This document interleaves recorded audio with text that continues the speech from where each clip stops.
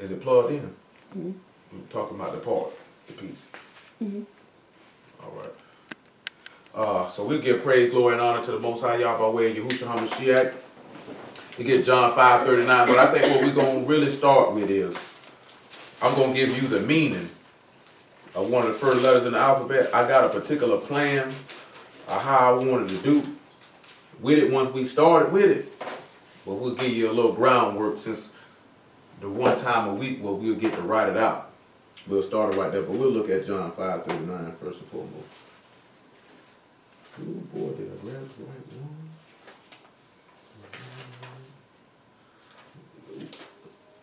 Nope. Grab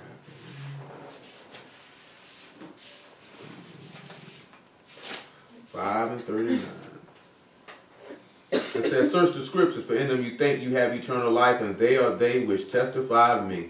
And you will not come to me that you might have life. I receive not honor from men, but I know you, that you have not the love of Elohim in you. I come in my Father's name, and you receive me not. If another shall come in his own name, him you will receive. Now we proceed further. There's two things over here. One, I was asked, will you know, how will you know if you righteous before y'all not? So we'll deal with that, and we'll deal with that with the meaning of one of the letters. If any letter I mention, y'all permit, we'll come back round, you know what I'm saying, and we'll write it out. But hold on, let me make sure that I get to what I was asked specifically. Says, when we become righteous in the eyesight of Yah, will he let you know? Well, the way he would let you know is the indwelling of his spirit, right? Now, he just said that he came in his Father's name. I'm going to give everybody a second to do this here. How many of y'all don't have anything to write with right in front of you? Say I at this time. Well, get you something to write with in front of you. I'll give you a moment to get that. Get you something to write with.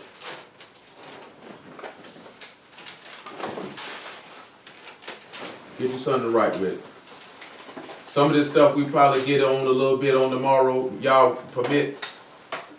But I want you to sit back here, at least how to write them out. If you want to see the corresponding way that it's written, you can look at, because one of the ways that we're going to deal with looking at these letters is we're going to look at the 119th chapter division of Psalms. When you look in Psalms 119, those are not the correct way to spell these letters, nor is they the correct way to write these letters that you'll see in your book. Y'all hear me on that?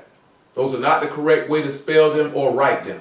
But those are the letters of your alphabet over each one of those sections of those chapters. And what we will do is we will look at those verses that are in where those letters are at. It's usually about 8 verses a letter.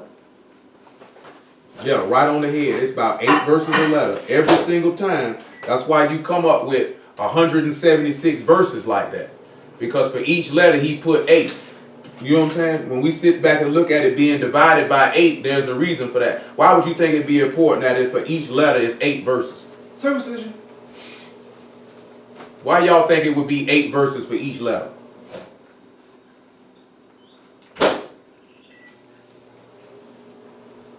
That too. But I'm talking about, think about it though.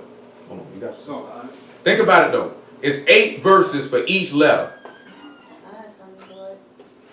Why y'all think it would be like that? What you said, Stanley, is correct. Because each of those verses pertain to that particular letter. But there's another reason. Why is 8 important for us? Circumcision. So when we look at the meaning of each one of these letters, you know what each one of these letters is going to end up pointing us to? Get you Deuteronomy 10 and 16. Then get you Romans 2 and 25. What I'm mentioning is what y'all about to see in one moment. Is that every letter in our alphabet means something. So like I told y'all beginning, like the letters in the English alphabet mean absolutely nothing. The letter Z means nothing. You know what I'm saying? The letter W means nothing. I means nothing. But for our letters and our alphabet, these 22 characters, they mean something. When I say mean something, meaning they have a meaning attached to them. So that means when you look at certain names, when they're spelled out properly, like if you was go look at Jesus, Jesus means absolutely nothing. You know what I'm saying? But when you go look at Yahusha, that means something. You know what I'm talking about? Not just what we know translated, it means the salvation of Yah salvation. But it actually, each letter actually means something and it's telling you a story. That makes sense? Deuteronomy 10:16. Circumcise therefore the foreskin of your heart and be no more stiff-necked. See, that's the one thing that hinders a lot of us from doing, is we don't want to be no more stiff-necked, do we? We like doing what we want to do. Like we sit back and tell you, when you circumcise your penis, you know what you end up doing? You throw the filth away. There's a lot of filth and bacteria get caught in that foreskin. See, there's a lot of filth and bacteria get caught in the wicked mind. You know what I'm talking about? So when that stuff get caught in there, you got to get rid of it. You feel me? Come over here, Romans 2:25. So you got to cast the filth away. That's why I was sitting back telling y'all, because I know it can well up like that. Number one, when Romans 2:25. Number one, because this is what I know. Y'all heard certain things said about me. Certain things went down and you hearing that and you may have not liked how certain things were done, and that'll make you hot. And then you don't realize in your anger, that could lead you to have unclean and impure thoughts. Like what you were just telling me about earlier, that could lead you to do that. And you've ended up sinning just because I don't like this person said this about my people. Or I don't like this person insinuated this. Or whatever the case may be. And you have to catch yourself, make sure that don't happen. You know what I'm talking about? I ain't talking about somebody said, or even if somebody said something about you. I ain't talking about because you got busted. And you got caught doing something. You know what I'm saying? And now you really just shamed because you got caught. I'm talking about genuine, boy, that's not true. You know what I'm saying? Because the first thing click in your mind is see that filthiness of the flesh going well up. That filthiness of the flesh say, boy, I want to straighten the nigga. I want to tell a nigga about himself. I might want to put hands on him, all that stuff. See, that's carnal. You know what I'm saying? You don't get caught up in that. Because it can happen real fast. Because I'm sitting there looking at, I'm sitting back looking at, boy, when some of that stuff got brought to y'all, boy, some of y'all was more mad about it than I was. You know what I'm saying? Guilty. Sure, straight up. Like, I wasn't, you ain't see me like, boy, nigga like this. I'm like, all I'm like is a nigga gotta see me. You know what I'm saying? I just want to see the man who said it. So I can call him. Some of y'all heard me say that. I didn't want to see, I'm talking about on the phone. I just want to find a man who said it so I can look him in the white side of his eye. You know this stuff right here? You know what I'm saying? Real white. Telling me a lie. Then I'm good after that. I'm good after that. You know what I'm saying? I ain't got to stand here and dispute with you and you know what I'm saying? None of that. I ain't even, none of that. Y'all even catch I'm giving you filler time to get your writing utensils. You know what I'm talking about? You know what I'm saying? You see that though. At the same time, giving me filler time to get your writing utensils. I know everybody ain't when they got theirs. But you know what I'm talking about? I know. You know what I'm saying? Seriously though. And all seriously though. I know that can happen. And you had to catch yourself. Even when some of y'all talk to me after the fact, you ain't heard me disparage nobody. You know what I'm talking about? Because we're not finna do that. You know what I'm saying? We're not finna do that. Because reason being, because I don't want none of y'all to do it. You know what I'm saying? Because if you hear me say, oh, them niggas a lie, that nigga this, that nigga that, then you feel like you can do it. You know what I'm saying? We hear certain stuff, hey, you just leave that alone. Because I don't want y'all doing no stuff like that. Everything gets shown in this time. Romans 2:25. For circumcision truly profit if thou keep the law.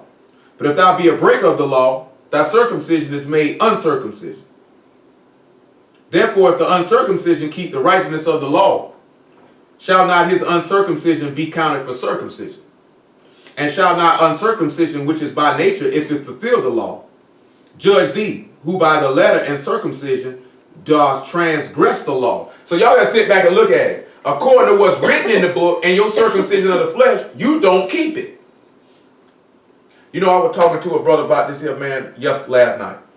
I say, let's look at the hypocrisy of Hebrews. They go 99,000 about Thanksgiving, right? Now, obviously, we didn't talk about Thanksgiving at all because the situation and circumstance that occurred with our dear sister. We didn't care about that. That wasn't our focus at the time. Our focus at the time is to give y'all some understanding and to give some encouragement to our brother in his time of mourning. So we ain't thinking about Thanksgiving. But now Thanksgiving done passed, right? And brothers asking, posting 9,000. And a nigga will post 9,000 about not keeping Thanksgiving, right? But yet a nigga a fornicator though. But yet a nigga a lie though. You know what I'm saying? He smoke weed, he get drunk. He cuss and he tell lies. He's a candy licker. An apple barber. You know what I'm saying? Niggas malicious and spiteful. But you bashing these people for keeping Thanksgiving. You know a lot of reasons why I don't even talk about these holidays like that? Because these people going to do what they want to do anyway. Irregardless of what I say. Irregardless of the information that you present. Because their hearts are not circumcised. See, I don't need y'all around here boasting about you, Yasharal, and all this here. The same way I told y'all ain't got no business fixing your mouth and saying nobody is not a true Yahudim and you don't know them people and you don't know how they live. You know what I'm saying? You ain't got no business looking at nobody like that if you don't know them people. Now, if you get around them and you see their behavior, you know what I'm talking about? Then you can be saying, I don't know about that. That's kind of skeptical based on what I've seen.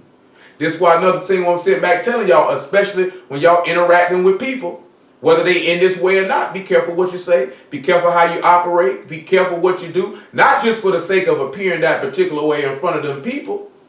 You know what I'm saying? But a viewpoint of you can be made based off of that. Because see, I'm going to tell y'all something. No matter what would have happened and with that phone call that occurred, there was no way that we were going to come out looking good out of that. The only way we'd have came out looking good out of that is if somebody said I said that and it wasn't true. I apologize.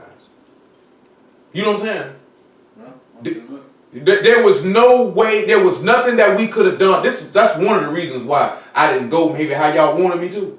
Because I ascertained, no matter what we said, no matter what we did, we was not going to come out looking good to them on that end. And that's all right. I'm not saying that to disparage them. I'm talking to y'all about us. I'm not talking about them. I'm talking about us. There was no way we were going to come out looking good. No matter what we said, no matter what we did. You know what I'm saying? That's it. That's just being honest. See, that's why I tell you sometimes you got to be, sometimes you thinking you want to vindicate and go hard and you actually make yourself look worse. Sometimes you got to know when to hold them, know when to fold them. Sometimes you got to realize no matter what you do, you're not going to look good. I'm for real. Y'all know Kenny Rogers, don't? Just. I'm serious though. Because, I find it ironic. I just talked to y'all about that, right? About a Mashiach defending himself sometimes and sometimes he didn't. Because sometimes you just not going to look good in certain people's eyesight no matter what you do. And you got to be content with that, so to speak. I'm trying to get y'all to get some understanding of what you can gather of the situation. That's because this is my first time actually sitting down and talking to everybody at the same time about it. You know what I'm saying? Versus, talking to some of y'all about it.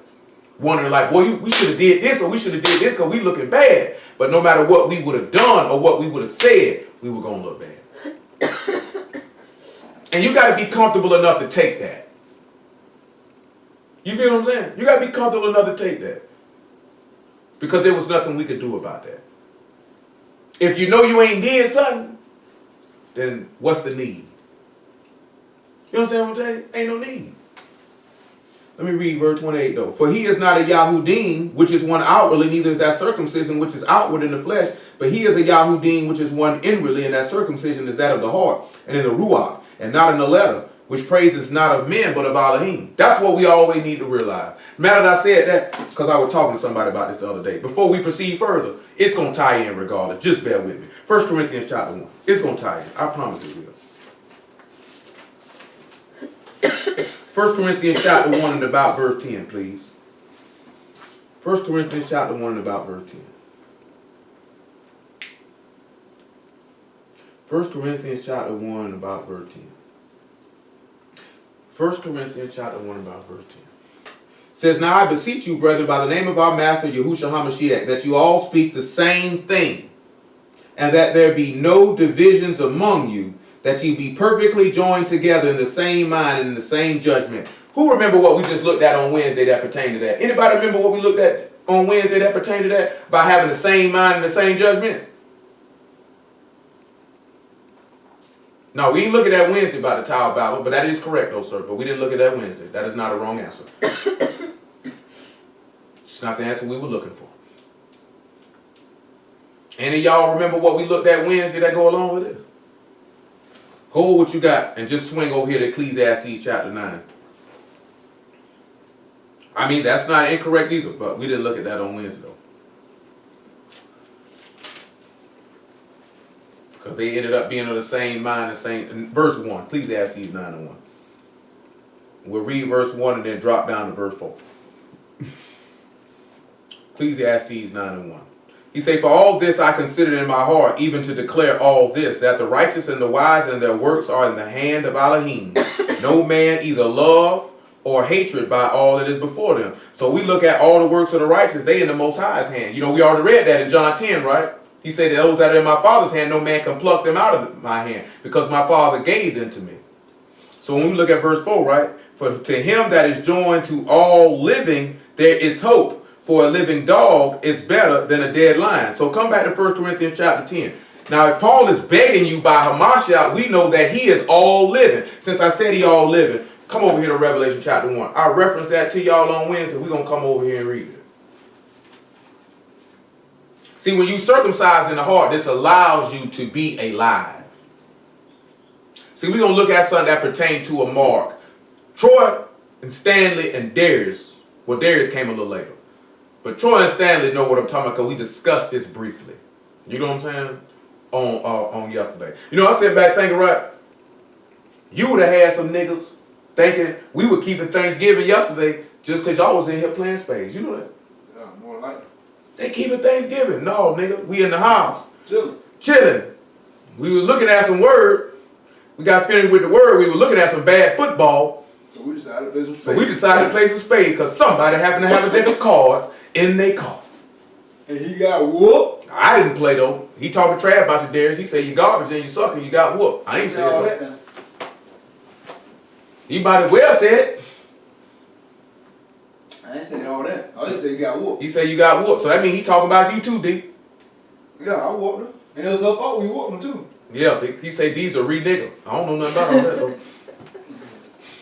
That's all I know. He said D a re-nigga. I said, what are you talking about? Look at Revelation chapter 1 about verse 8.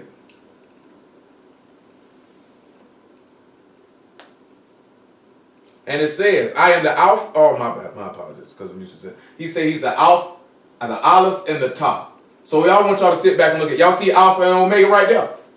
Y'all see that right there? Obviously, you ain't going to be able to do that. Scratch it out your book, though. Y'all ready for me to read it to you? Y'all let me know when you're ready. Y'all ready? Don't nobody tell me you ain't ready. I ain't going to say it.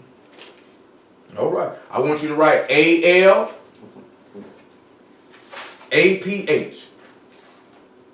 A-L A-P-H. That's the first letter in our alphabet. Alpha is the first letter in the Greek alphabet. You know what I'm saying? So you could go on here, you could get rid of that. And Omega. See, they got Omega, right? You would cancel out Omega and you would write T-A-U. And top. That's the last letter in our alphabet. You can scratch that. Y'all follow me on that? We'll deal with that a little bit more on tomorrow.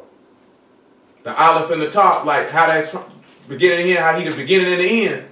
We'll deal with that a little later. He said, I am the Aleph and the top, the beginning and the ending, saith Hamashiach, which is and which was and which is to come, the Almighty. Drop down here to verse 17, because 17 is what I wanted. He said, and when I saw him, I fell at his feet as dead, and he laid his right hand upon me, saying, fear not, I am the first and the last. I am he that lived and was dead, and behold, I am alive forevermore, and have the keys of hell and of death. You heard what he said? He said, I'm he that lived and was dead. He said, but I'm alive forevermore. We already talked, come back to 1 Corinthians chapter 1. We already talked about on Wednesday, we're supposed to be joined to him, right? Now, Most High willing, I'm going to deal with that there real soon. And we'll see how it play out. If he be merciful, but hopefully within the next couple of months. It's going to suck for some of y'all, but we're going to start making a move. And you know where we're going to make a move to? We're going to make a move down to Atlantic or Jax Beach one day. And you know what we're going to do at Atlantic and Jax Beach? Because I prefer to do it in this particular setting. You know what we're going to do? Yeah, we're going to start dropping y'all in some water. You know what I'm talking about? I prefer to do it in living water personally. That's just my personal preference because of the book. Even though any water in any situation, no matter where it's at, it's living water though. Mm-hmm. You know what I'm saying? But because of scripturally, and I'll show y'all that, like actual living streams. In our location. You know what I'm saying? I would prefer to do that. We got to get to the beach. Yeah, exactly.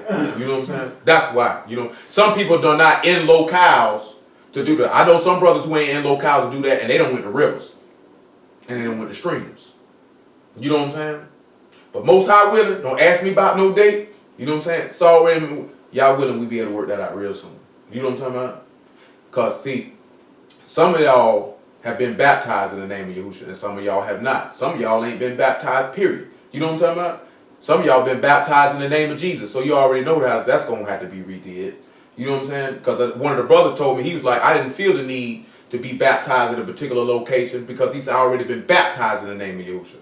I don't feel the need to do that again. Who am I to argue with it? You know what I'm saying? Mm-hmm. Verse 11. He say, for it has been declared unto me of you, my brethren, by them which are of the house of Chloe, that there are contentions among you.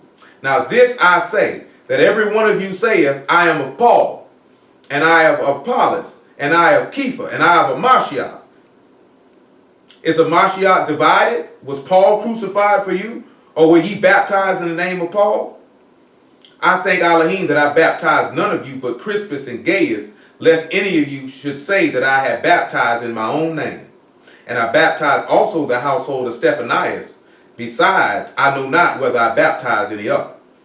For Hamashiach sent me not to baptize, but to preach the gospel, not with wisdom of words. Let the stake, keep that in mind, or the cross, just keep that in mind, we'll look at it in a minute, of Hamashiach should be made of none effect. The reason why I'm sitting back looking at this is for a reason. Yeah, I know it. You know what I'm saying? The reason why I stated this here, right, because I never said, because it was said that I said somebody baptized me, and I didn't say that. Nor did I ever say that he would. I said I was sent to holler at him about that. You know what I'm talking about? Now, I was not aware of this, but I didn't know that most people, if they do that, they want you to become a member of their congregation. Which I ain't got no problem with that if that's what you do. Please don't think that I'm saying that I have a problem with that. Because that's not what I'm saying. I was not aware of that. And any of y'all aware that most people operate like that? I don't know how it works. Yeah, and that's what I was told. Yeah. See, that's what I was told. Because obviously, because I've never been a part of the church or never had that happen or none of it in my life, I wasn't privy to that. All I was going on is what we about to look at now, that if a man say he believed, you know what I'm talking about? He came, they inquired of that, you would do it. You see what I'm saying? That's it. That's all I ever read. So that's how I looked at it. You know what I'm saying? And we're going to look at that in a moment. We're going to come back to why we came here. Look at Acts chapter 8 real fast. An example of what I'm talking about. Just so you can understand my thought process. This ain't dealing with nobody or mentioning nobody. I'm just trying to give you my thought process of how I look at it. Because I told one of the brothers today, if somebody came to me and said they wanted to be baptized, right? I'm not going to tell them that they got to be a part of the assembly of the firstborn for me to do it. But that's me though, because of the perspective that I had from the things that I read. And I felt like this long before I ever went up to Atlanta about that. You see what I'm saying? Mm-hmm. I already felt that way. That I wouldn't say, oh, you got to ride with me for me to do that. Everybody is entitled to do things how they want to run their organization. I'm not talking about how nobody run their organization. Because things that I might do with my organization would be different than what somebody else do. That don't mean they're wrong. You know what I'm saying? Mm-hmm. That don't make what they doing wrong. That's just not my preference of doing things. I don't have a problem all I want to ascertain is, do you believe? And when I say do you believe, not just because you say that you got a full grasp of what you getting yourself into. And if that's what you want to do, I have no problem with that. You know what I'm saying? Hey, no, everybody's different. You know what I'm saying? You got some dudes that baptize anybody. All they got to do is say, will you do it? Am I lying? Some of y'all know that too, don't you? You got some people baptize anybody. No discriminating factors. You know what I'm saying? Just because you ask don't mean I'll do it right then. You know what I'm saying? But I do not have you don't have to be with me for me to do it. That's all I'm saying. Because you see what he said. Because you see the problem that came in, right? He say, oh, you baptized of Paul? He says, one say I'm of Cephas. So somebody say I'm of Peter because Peter did me. And somebody saying, well, I'm of Apollos or Barnabas because Barnabas did me. Then somebody saying, well, I'm of Paul because Paul did me. You know what I'm saying? Another one say, well, I'm of Amashia. Then guess what that looks like that's happening? He's divided in, isn't it? There's a division amongst the people, and we don't want your praise to be in man, but in the Most High. That doesn't mean that because brothers say, because look here, man, you go to IOG and you ask that man to baptize you, 9 times out of 10, he gonna want you to be a member of IOG, without question. Like I guarantee you that. You go to any one of these groups and you ask for baptism by these people. I'm talking about Hebrew Israelites, people who know we the people. 9 times out of 10, they gonna want you to join up with them. They learn Christian church too. Yeah, and that's what I was told. See, I'm unaware of that. You know what I'm saying? I don't know that. So that's not my thinking when I go seek out what I was supposed to go holler at somebody about. No, you're just reading, understanding. And this is what I take from it. So when he said that to me, I wasn't mad at him and be like, man, this nigga crazy or none of this. I said, okay, I feel you. I can understand that. I'm not against that. That's how you roll. I'm telling me wrong. See, the reason why I say this here to y'all is just because you see certain things in the word, right, you don't necessarily see that. The don't be, and somebody does something, and that's how they run it. I don't want you to sit back and feel like it's an issue or you got beef with them because they was like, they'd be something else. You see what I'm saying? That's really why I'm mentioning it to y'all. I don't want stuff, because sometimes y'all see certain stuff start crinkling in your brain. They wrong because they doing it. Like this here, and that's not the point, and that's not what it is. You know what I'm saying? Everybody's not going to do stuff the same. So don't take stuff as personal or people add their own rules or whatever the case may be. Just sit back and look at it. That's how they choose to run it. And if that's how they choose to run it, then you got a decision to make if you comfortable with that or not. You see what I'm saying? That's all you got. That's all you got to ascertain. That's all you got to look at. Now I'm just going to give y'all my point of view. 8:26 actually. Acts 8:26. Of why I'm going to do it the way that I'm going to do it. You see what I'm saying? If the Most High permit. And the Malachim of Yahuwah spake unto Philip, saying, arise and go towards the south in the way that go down from Jerusalem unto Gaza, which is desert. And he arose and went, and behold, a man of Ethiopia, a eunuch of great authority under Candace, queen of Ethiopians, who had the charge of all her treasure, and came to Jerusalem to worship, was returning and sitting in his chariot, read Isaiah or Yeshayahu the prophet. Then the Ruach said unto Philip, go near and join thyself to this chariot. And Philip ran thither to him and heard him read the prophet Yeshayahu, and said, understand thou what thou read? And he said, how can I, except some man should guide me? He desired Philip that he would come up and sit with him. The place of the scripture which he read was this: he was led as a sheep to the slaughter, and like a lamb dumb before his shearer, so he opened not his mouth. In his humiliation his judgment was taken away. Who shall declare his generation, for his life is taken from the earth? Remember how we were just talking about that last week about wrong judgment proceed? See how he said his judgment was taken away? Because his judgment was to be his vindication. The same way we look at Job, his judgment was taken away. You know what I'm saying? And then he began to suffer. He said, and the eunuch answered and said, I pray thee, of whom speak the prophet this? Of himself or of some other man? And then Philip opened his mouth and began at that same scripture and preached unto him Yahusha. And as they went on their way, they came unto a certain water, and the eunuch said, see, here is water. What doth hinder me to be baptized? Philip said, if thou believe with all thy heart, thou may. And he answered and said, I believe that Yahushua HaMashiach is the son of Elohim. He commanded the chariot to stand still. They went down both into the water, both Philip and the eunuch, and he baptized him. And when they were come up out of the water, the Ruach of Yahuwah called away Philip, that the eunuch saw him no more, and went on his way rejoicing.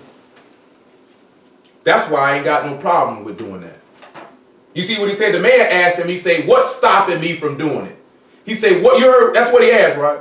What stops me from being baptized? Philip said nothing. He said, you believe? He said, yeah, I believe he the son of Elohim. Obviously, he would have had to believe the son of Elohim because of what? Because it said, beginning at Yeshayahu 53, he began to preach him a Mashiach. Which means you think he stopped at Yeshayahu 53?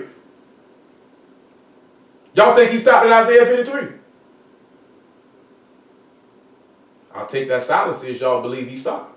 So we know he didn't stop then, right? So that means what he heard, he believed that, right? So that means he went and did it. That's why he said don't stop you. And that's all I got to ascertain from somebody. And the only way I'm going to be able to ascertain that is you're going to have to hear the man preach. You know what I'm saying? Do you think that I would sit down probably like he just did right then and do it? Probably not. You know what I'm saying? But I'll get an opportunity to drop it on you. If you believe it, I have no problem with that. I know most of y'all who are with us, I know y'all believe that, right? So there would be nothing to hinder you on that. There's nothing going to say that I'm not going to do that. You feel what I'm saying? So, just know that. I don't have an issue with that. Hello? Come on back to 1 Corinthians chapter 1. Now, what do y'all take from this here, what Paul mentioned right this here? He said, every one of you say, I'm of Paul, I'm of Apollos, I'm of Cephas, I'm of a Mashiach. I'm reading verse 12, right? He says, a Mashiach divided, was he crucified for you, or were you baptized in the name of Paul? Now, what did we start in that John 5? He said, I come in my Father's name, right? Now we can prepare to write. So the first thing that I want y'all to write is Yod. Y-O-D. Y-O-D. Make sure somebody remind me not to forget that any letter that we mentioned, that we can write it on the board tomorrow so you can see it. You know what I'm saying? What? No, it said like this here. That's what we got on here. I ain't got no A on mine. Not that we wrote. The Yod. Well, we got an 8 in, because what we wrote down yesterday was 8. That's what we wrote when we did it the other day, didn't it? And that's what we did, Troy. Yeah, I did. That's what we wrote. Yeah, go ahead with that 8 in. That could be my bad handwriting. Either way, go. We appreciate you, Stanley. Yeah, that's my bad handwriting there. We appreciate you, Stanley. You know, they say people who they got good brain, they say their handwriting sloppy. I read that somewhere. I don't know if it's true or not. Try to throw that in there. I know. I literally did just read that the other day. Bad handwriting because you left-handed. Ain't got nothing to do with being left-handed. Yeah, everybody left-handed right ugly, except my mom. Nah, you gonna like to say except your mama. How your mama skate away? Cause she don't want. I'm dead serious. Like she the only one I seen right decent. Right with left. Y-A-D, gentlemen. Y-A-D. Y-A-D, gentlemen. Y-A-D. I want y'all to write down for let's see. We'll come back to it. The corresponding verses in the 119th division of Psalms is verses 73 to 80. Verses 73 to 80 in the 119th division of Psalms. That is what the verses is that correspond with this particular letter. Now, you know what this letter means, gentlemen? It means closed, hand, dead, work, to make, and arm. So obviously that's the first letter in Yah's name, right? Let me see that kind of fast if you want us to ride already. I'm gonna say it again. I'm just adding something. I'm ready to give him time. This the Yod or the Y-A-D is the first letter in Yah's name. It means closed hand, dead. Closed hand is separate from dead. Closed hand, dead, work, to make, and the last thing it means is arm. Again, closed hand, dead, work, to make, and arm. Everybody got that? I want to make sure. I'm talking about women and all because it would be different if I could see your hands. Everybody got that? All right. This is the one instance where I'm going to let y'all, the women, sit back here. I need to make sure that you know that you got that. You know what I'm saying? So now we're going to look at that. We're going to take our hand, obviously, right? It says arm, right? Let's get Yeshayahu, Isaiah 53 and 1.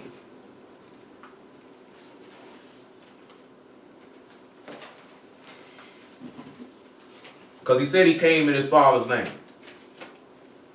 This thing is not.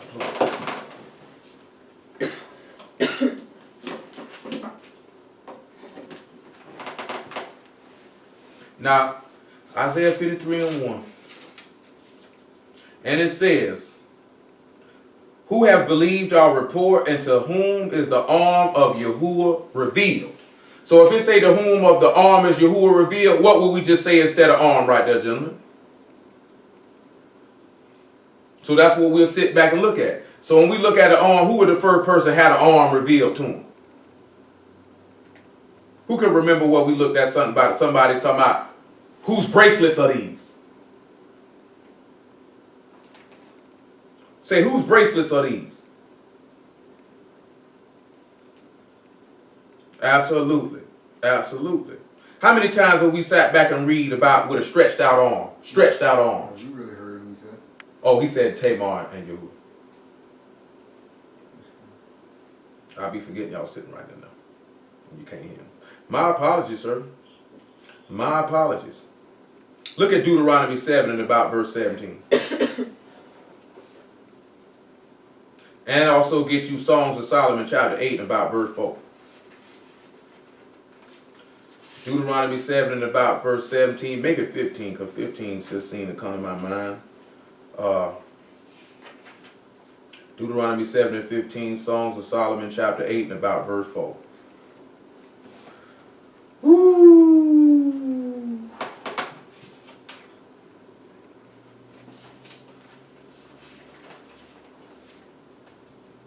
We can go look at it. And we can see what that is about Genesis 20. Are you talking about with Laban?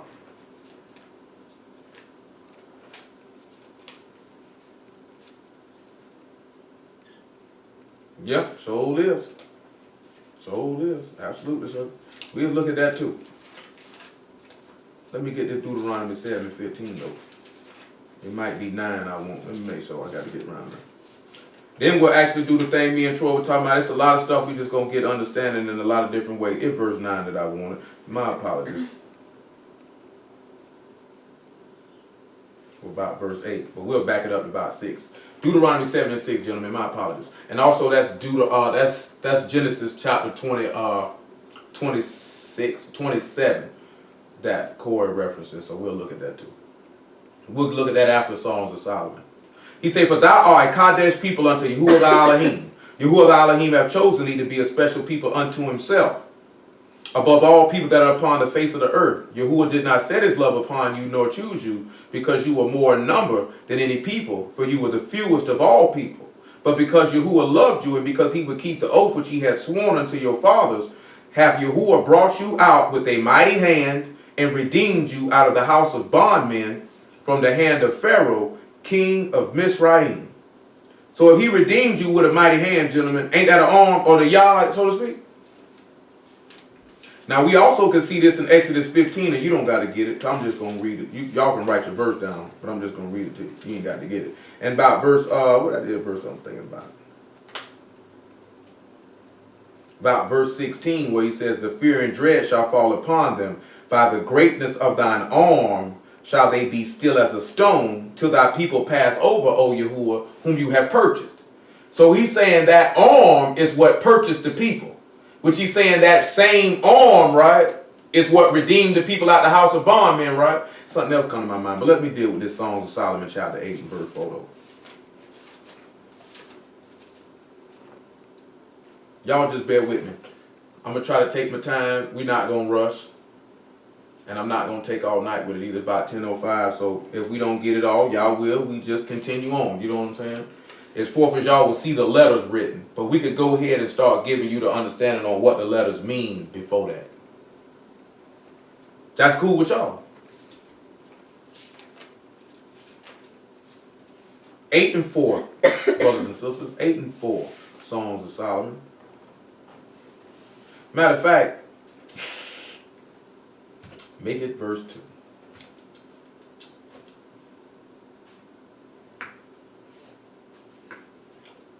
I'm going to read verse 1 because that's interesting for me.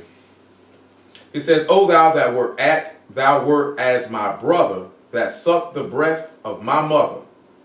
When I should find thee without, I would kiss thee, yea, I should not be despised. I would lead thee and bring thee into my mother's house, who would instruct me. I would cause thee to drink of spiced wine, of the juice of my pomegranate. His left hand should be under my head, and his right hand should embrace me. What do you think this would mean when this man makes a proclamation, when this woman makes a proclamation, that I wish you were like my brother, that sucked the breast of my mother? When I find thee without, I would kiss thee. I would not be despised. What do y'all think that could mean?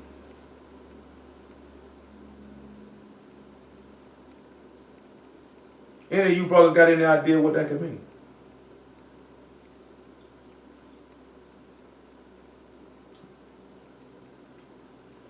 Indeed, indeed. He said, oh, that you were like a brother.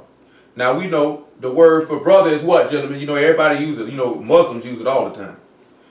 Key. It says, listen to what it's saying. We're just going to tell you what it means. Brother of same parents, half brother, same father. Relative kinship, same tribe. Each to the other, reciprocal relationship. Resemblance. He's asking, I wish you were like a brother. So what do you think this means when he say, if you suck the breast of my mama?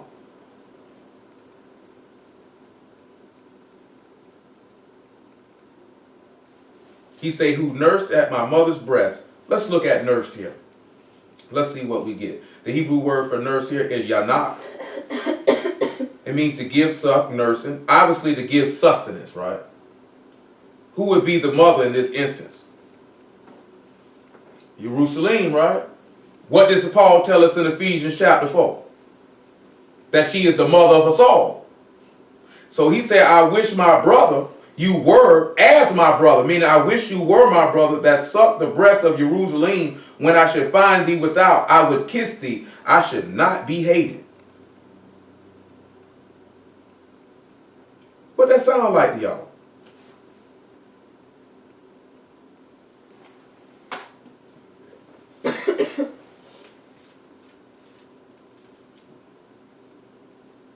Well, let's look at Yukonon chapter 1, right? John chapter 1, right? Get you about verse 10. And after we look at that, we'll look at Yukonon chapter 13, probably about 20. Matter of fact, make it probably about 17, because that's coming in my mind. Because the first person you should have thought about was Yehuda. Because didn't he come and find Amashiach without? And he said, I wish you were as my brother. So that means you weren't actually a brother to me. If I ask you, he said, oh, that you were as my brother. Does that mean you were a brother to me? I mean, you weren't a brother to me. So let's look at Yukonon chapter 1 about verse 9. Make it 8 or 7 or 6. Make sure we just keep it in context. There was a man sent from Elohim whose name was John, or Yukonon. The same came for a witness to bear witness of the light, that all men might believe, through him might believe. Remember, this is the arm. That's what we're dealing with, just the first letter. He was not that light, but was sent to bear witness of that light. That was the true light, which light every man that come into the world. He was in the world, and the world was made by him, and the world knew him not. He came unto his own, and his own received him not. Oh, that I wish you were a brother that sucked the breast of my mother. But they didn't look at him as one, did they? They said he had a devil and whatnot. 13th chapter. Verse 17.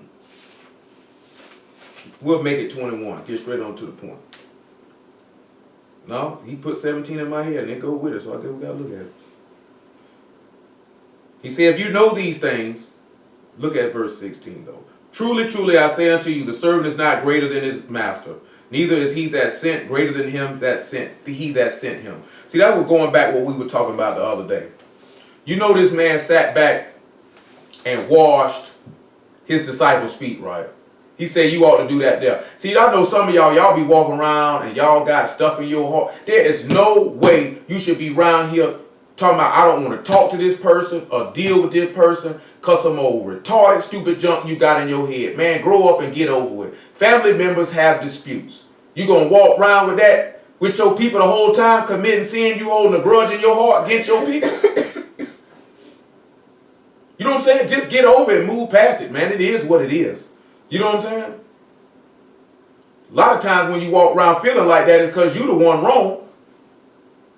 You know what I'm saying? Somebody ain't did nothing wrong. They don't care nothing about that. He said, if you know these things, happy are ye if you do them. I speak not of you all, I know whom I have chosen. But that the scripture might be fulfilled, he that eat bread with me have lifted up his heel against me. Oh, I wish you were a brother that was nursed from my mother's breast. Now I tell you before it come, that when it is come to pass, you may believe that I am he. Truly, truly, I say unto you, he that receive whomsoever I send, receive me. And he that received me, received him that sent me. So again, if Yahuwah sent Yahusha, when you receive him coming in the name of Yahuwah, if you receive Yahusha, receive Yahuwah. Which means if you're looking at this first letter, what we're looking at, you're going to receive the arm. So when we look at our Father's name, we sit back and realize he's got a closed hand. That is dead work to make and an arm. Now we're going to look at a Mashiach talking about he came to work too, didn't he? Come over here to, did I read verse 21 yet? We say, when Yahusha had thus said, he was troubled in Ruach and testified, truly, truly, I say unto you, that one of you shall betray me. I wish that you were as a brother. Do you not realize that this man walked with him? Don't the book say in 1 Peter chapter 2 about desire the sincere milk of the word? Because see, when you a babe, you nurse on your mother's breast, right? We look at this here, he said, I worship you were a brother that sucked the breast of my mother. You got to realize, when a Mashiach started his ministry, wasn't Judas with him? Now, we know a Mashiach wasn't no babe, but when him picking up Judas at this time, was he not a babe sucking on his mother's breast? Wasn't he nursing with him, desiring the sincere milk of the word? But yet you weren't a brother to me, was it? Let's look over here in Matthew 26. Well, matter of fact, let's make it Luke 14 because I think my page is missing. Because he said you're going to find them without and you're going to kiss me, right? 14 and 43. Now, was not when a Mashiach prayed when he found him without, was a Mashiach in Jerusalem or was he outside of Jerusalem? You say Luke 14? I mean, my apologies, Mark 14. Mark 14 and 43, people. My apologies. Mark 14 and 43. Was he in, when the Mashiach got snatched, was he in Jerusalem or was he outside of it? He was outside. He was not in the city. Mark 14 and 43. And immediately while he yet spake, come Yehuda, one of the 12. And with him a great multitude with swords and staves from the chief priests and the scribes and the elders. And he that betrayed him had given them a token, saying, whomsoever I shall kiss, the same as he, take him and lead him away safely. And as soon as he was come, he go straightway to him and said, Master, Master, and kissed him. And they laid their hands on him and took him. So come on back to Songs of Solomon. Reason why I'm saying this here is, you'll never know who the person could be that would be right there and turn on you and betray you. Because sometimes it happens. Sometimes you might be betrayed by a person you ain't even think was going to betray you. Now, you know, a Mashiach knew all things. Now, he said, I should find thee without, and I would kiss thee, and I should not be despised. But we know when he turned around and kissed, when Judah turned around and kissed him, was he not despised, or was he despised? Because he thought he would be, he said, oh, that you were as a brother. So basically what he's saying is the opposite of it, right? If you was as a brother who sucked on my mother's breast, I would find you without and kiss you and not be despised. But you know the difference was, Judas wasn't a brother. So when he found him without and kissed him, of course he was despised. But you know, a lot of these niggas read Songs of Solomon and think they can get their freak on. Y'all know that, right? Nigga around here talking about you can eat you some vagina off this here, man. I know I done talked to some of y'all about this before. But how many of y'all ever heard they say the dudes stamp oral sex off of Songs of Solomon? How many of y'all familiar with that?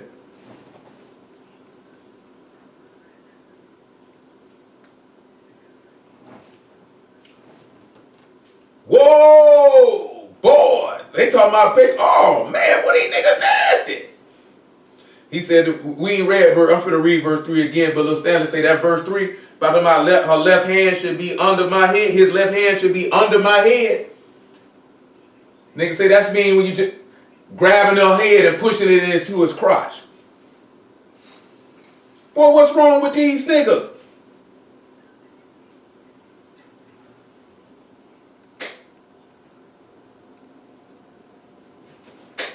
Woo! Boy, it just got real, didn't it? It just got real with that, boy. Boy, they sitting there talking about, boy, these niggas trying this here, they trying to put the one like this here, you trying to, what the song you just say, they trying to make her swallow it then, huh? Woo! Niggas say scriptures after dark, huh? Nasty niggas. Well, we look at verse 2 though, right? He said, I would lead thee and bring thee, we gonna get that Genesis 27:2, I ain't forgot about the core. I would lead thee and bring thee into my mother's house, who would instruct me. Listen what he say. I would cause thee to drink of spiced wine of the juice of my pomegranate. Come on to Genesis 27 now, Bereshit 27 now. Say, I would lead thee and bring thee into my mother's house, who would instruct me. I would cause thee to drink of spiced wine, even the juice of my pomegranate. You know, what the juice of a pomegranate look like? All red. Red like blood.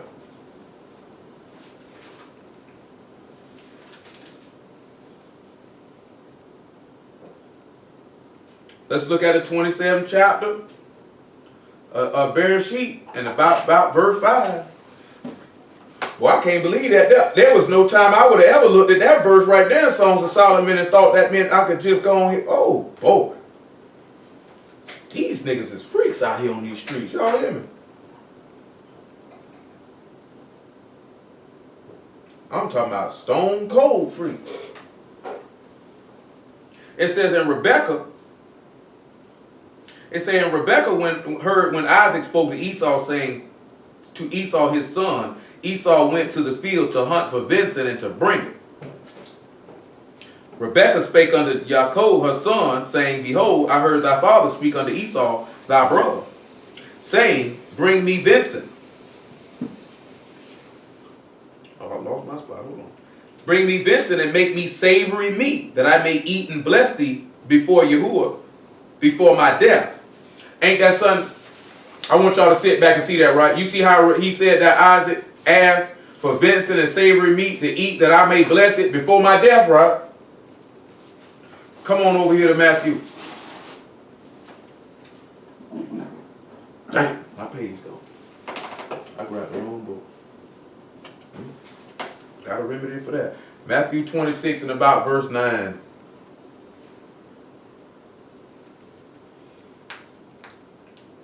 Don't y'all realize that when the Mashiach's doing that, the arm is being revealed? Because he got to say dead. You get some savory meat, that's a dead animal. He finna get ready to do a work. Y'all just follow me. Just bear with me. Got to get around there. 26 and 9.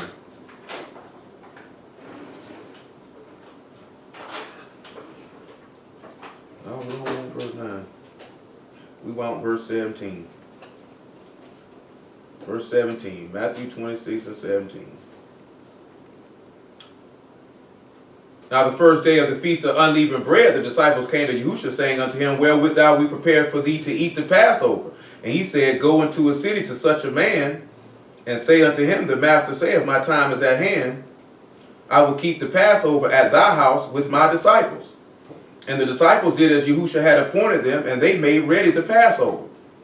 Now when the even was come, he sat down with the 12, and as they did eat, he said, Truly I say unto you, that one of you shall betray me. Because we didn't read the verse, but we see that Judas, who's supposed to have been a brother, was conspiring with these men, because he said, Oh, I wish you were a brother that sucked the breast of my mother.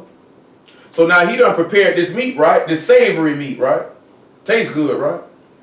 Look at verse 26. And as they were eating, Yahushua took bread and blessed it and brake it and gave it to the disciples, said, Take, eat, this is my body.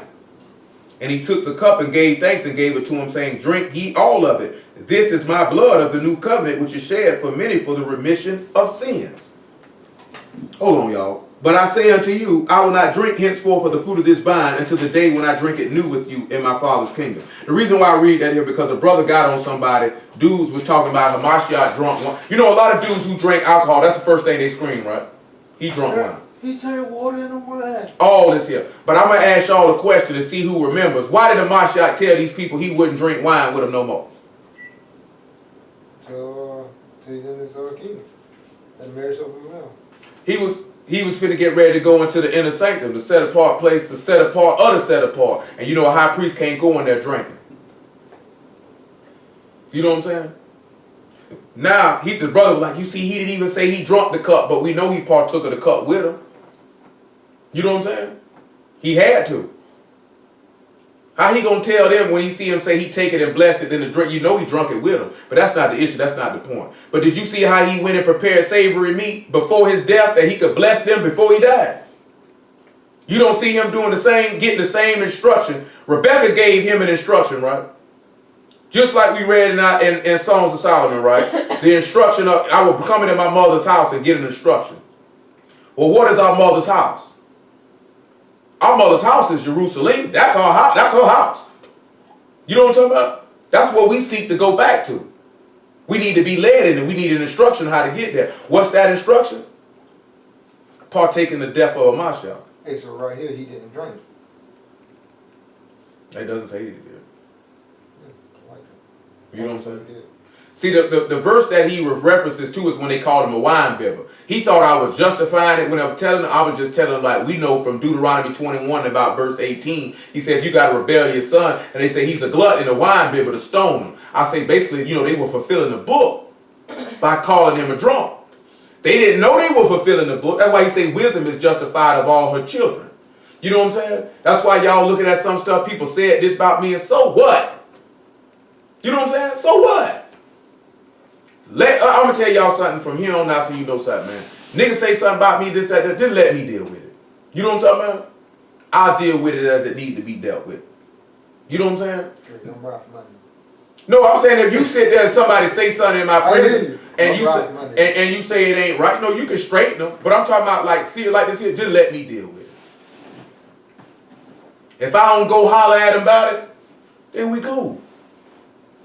Hopefully a situation like that will never arise, but 9 times out of 10 it probably is. Because I'm going to tell y'all something. Most High willing, if he choose to grow us, if he choose not to grow us, it's probably people who going to come who going to have a problem with me after they leave. That's just a part of it. You know what I'm saying? Some of y'all be upset with me yourself, who here right now. You know what I'm talking about? Some of it's legitimate, some of it ain't, to be honest. You know what I'm talking about? Sometimes some of y'all be upset and you really upset about the stuff you be doing. And I'm going to just call it like I see it. If you don't want me to see it that way, change your behavior. And you won't have to worry about it. You know what I'm saying? If I sit back and I watch your actions and I see you show a pattern of behavior and I state, yeah, I don't believe that you would do this or you would do that or you would go here or you would go there. Or if this would have continued on, this is what you would have done. I'm not saying that because I think that is you as a person. You know what I'm talking about?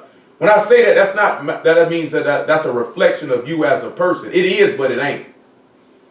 That's a reflection of your behavior that you showing. That is pointing to, I don't think you would take this course of action, or if you keep going in that direction, you're going to take this course of action. You understand what I'm saying? That's it. That doesn't mean that I look at you as a person like that. I'm looking at your behavior that you're showing me. That's what I'm basing that off of. Y'all need to learn how to separate the two. You know what I'm saying? Y'all take something as if that means that Dwight is this, Lil Muffin is this. Just like I told you, I know. Well, we done went up there and certain people said stuff, but you don't know how to control yourself. You know what I'm talking about? I know this. I know if we get in certain situations, he can't control himself. That don't mean that that's how I look at him. That I know because I know from pattern of behavior. If these niggas in here say something that he don't like, I'm going off. He gonna go off. And I know he gonna go off. So you know what I'm gonna do? I'm gonna keep him out of that situation. I'm gonna keep him out of that situation. That doesn't mean, oh man, Dwight, he just don't know how to control himself. I know he don't know how to control himself. So I'm gonna keep him out of that situation. Because all it would have took is one person to say this here. Nigga, what you said? Nah, we got to take him out the door. Now we gotta take him out the door. Cause this nigga going crazy. You know what I'm saying? I just walked in the D. D was like this here. I walked off. So I already know. If we see physically in a situation, something being said, she don't like, she knows she can't control herself. She just know to leave though. She got enough wherewithal to know I better leave. See, I try to do that at first. Then when that don't work, that's when I go. You know what I'm saying? But I'm sitting and saying though, but I notice that doesn't mean that I look at them, I just sit back knowing, okay, I know from pattern of behavior, this is what you might do in this particular situation. So you know what I'm talking about? That's all it is. You know, with anybody, you're going to sit back and look at past behavior is a good indicator of future behavior. You know what I'm saying? If you don't want nobody to look at your behavior in that pattern, change your behavior. Some things are positive, some things are negative, some things that's just how people are. See, y'all got to sit back and don't look at certain stuff as just an indictment about you. You know what I'm saying? I know one of the sisters a long time ago told me, yeah, I'm selfish. You would have to look at that. I've never thought about nobody but myself. You know, if you've been going in a particular way of only thinking about me first, that you could do that stuff without even thinking about it. So I could see particular behavior that you might do, and that would be an indicator that I believe that you would do that because of the behavior you showing me. Just like we had a conversation, brother like this here, had a conversation with a woman, and they woman in that conversation pertained to sex. I know if this keep on going for an extended period of time, you're going to end up having sex. Why? Because you're talking about it. And if you're talking about it, that means you're thinking about it. And if you're thinking about it, that means your flesh welled up. And the right situation and circumstance is going to lead you to do it. You know what I'm saying? That doesn't mean it's necessary, because you could be a horn dog and you could be a freak. That's not understanding. Hey, there's nothing wrong with that. Just get married. You know what I'm talking about? But when you're not married, you know what I'm talking about? And you thinking about that, and you talking about that, that can lead to you doing that, and for the next thing you know, you done something you ain't got no business. It happens just that fast. Do you know what I'm saying? And I can tell you that, and you'd be like, I don't believe I would do that. But I'm sitting there telling you, you would have done it. You will do it, because you're playing with fire. You know what I'm saying? You're playing with fire. Your behavior is showing it's coming. I'm not basing that off of because I think you would do it. Because if you sit here telling me like, boom, yeah, I be talking to my girlfriend. Yeah. You telling me what your conversations is based off of. And you don't mention nothing about sex, period, that y'all don't talk about that. I wouldn't say, give them 2 more months, they gonna have sex. No, because obviously your conversation, I'm taking you at face value that this is what you say you talking about. I believe it to be true. Why would I think you would have sex if this is not the basis of your conversation? You know what I'm saying? That's not the basis of your conversation, so I'm not going to make that assertion. I'm not going to discern. I'm not going to say that's going to happen. But if you tell me, yeah, boy, I tell her how brown her booty is, boy. I say, boy, how wet that thing get. You know, I got some moves, girl, all that type of stuff. Guess what happened though? You go to think, because you remember, you still a human, right? You still a man, you still a woman. If you don't like the touch of a woman, it's because you're a faggot. You know what I'm saying? If you don't like the touch of a man, it's because you're a lesbian. And you think you can sit around and talk about that? And discuss that? Not get aroused. And not get aroused? And then be in a certain situation where you with this person and you alone and there's opportunity? And you go to think about them conversations? And then somebody say something, or a nigga walk past and breathe on you. Next thing you know, I remember how he told me he breathed. And next thing you know, y'all butt naked in the middle of the floor. Boy, you know how many people just in the world ended up sleeping with somebody and they had no idea that that was going to happen at that particular time. They might have felt like I was going to give them some sex, but not today. You know what I'm talking about? Because a woman already knows she's going to get that vagina up to a man when she meet him. Don't sit around and let these women lie to y'all now. She already know from her first encounter with you if she going to let you get that vagina. She don't figure this out no 90 days later. You know what I'm saying? 6 months later. She already knows, boy, he plays cards right, that nigga can get it. And every one of these women on this phone right now know I'm telling the truth. I bet damn one of them called me a lie. They ain't never met no nigga and be like, boy, I ain't gonna let him hit, then let him hit 6 months later. You already knowed you were gonna let him get something. I'll let you women right now. Am I lying? Am I lying though? Ain't nobody said nothing. Ain't nobody said nothing. Y'all already know. Y'all done been sat back and watched a man about 2-3 months. That nigga come holler at me, he play a card. Then y'all be like, this stupid nigga messed it up. That's what had y'all in your mind. You be like, boy, that nigga play his card right. You don't mean you gonna sleep with him on the first day. But you like to say, he play his card right, boy. I'm putting this thing on him. That nigga come around here with that rally, stupid nigga done talked himself right up out of it.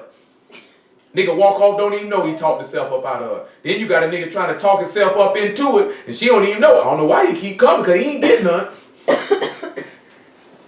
That's when the women put him in the quote-unquote friend zone. Because you ain't getting none of this here, boy. It's not happening. You know what I'm talking about? But I'm being honest, though. I'm telling you, it don't matter what it is, man. Whatever you weak for. Boy, I'm trying to tell you, man. You play with it, you think about it, you talk about it, boy, if one of you niggas got a problem playing with yourself, you know you ain't got no business sitting in the room watching no like this here, boy. Go on, get out there in front of, go sit down with somebody. Don't be sitting there looking at yourself later talking about you better than this. You know what I'm talking about? Don't do yourself like that. And you know you had a problem with drinking, you don't need to be sitting around with people who drinking. Because guess what's going to happen? Oh, you don't need to be thinking about drinking. You don't want to talk with people about drinking. Because guess what that's going to happen? That's going to stir in your mind to what? I want to drink. Mm-hmm. You know what I'm saying? That's what's going to happen. Because you're going to revert back to that. That's why Paul say that what I would do, I do not. Because I'm sitting there thinking, ain't no good thing dwell in your flesh. The flesh seeks to be contrary to the word and do what it want to do. You know what I'm saying? So when you look at that, you don't want to talk about things that are pleasing to the flesh. Because I don't care how strong y'all think y'all are. Boy, you gonna slip now. You gonna slip now. It's only a matter of time. It's only a matter of time. What you laughing at over there? T. What T talking about? She's hollered. Laughing at you. Oh. It's only a matter of time though. Y'all know I ain't lying though. I don't care what it is. Look here, boy, when I was in prison, you know what I'm talking about? Soon as I get out, boy, I bet I smoke me a joint big as my arm. I don't care what you niggas talking about. Boy, you just get, boy, I'm finna burn. That was all that was on my mind. So, you know, soon as I get out, boy, I'm finna smoke. Ain't gonna be like, boy, you gotta get you a job. I'm gonna get me one, smoke the joint though. Right. A month after I smoked this hill. Yeah, I'm trying to tell you. I'm trying to tell you. I'm just telling y'all, I'm telling y'all something, man, because I'm telling you from personal experience.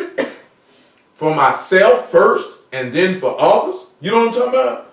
Boy, if you're thinking about doing something you ain't got no business, you mess around and do it. Boy, and I'm like this here, boy, I ain't finna sell no dope. Boy, I know I couldn't be sitting with my homeboy while they selling no dope. Especially you looking for a job, you ain't making no money, and all you know how to do is sell crack. You know what's going to happen. And guess what their conversation is all about? Selling crack. Guess what you're going to end up doing over a process of time? You keep hearing that and talking about that. Selling crack. But you know what y'all thinking? That ain't going to be me. See, I know myself. See, I'm strong. Going to be strong on all fours. Getting loose in the living room. Strong at the corner store. Talking about, let me get a pack of Dutch cigarillos. Let me get a fifth of yak. You know what I'm saying? I'm telling you now. I'm just telling you what the truth. Now come on back to Genesis 27. I'm just trying to tell you the truth. Y'all don't even sit back and look at it. She telling her to make that savory meat, right? That's to make, because she told him to make savory meat, right?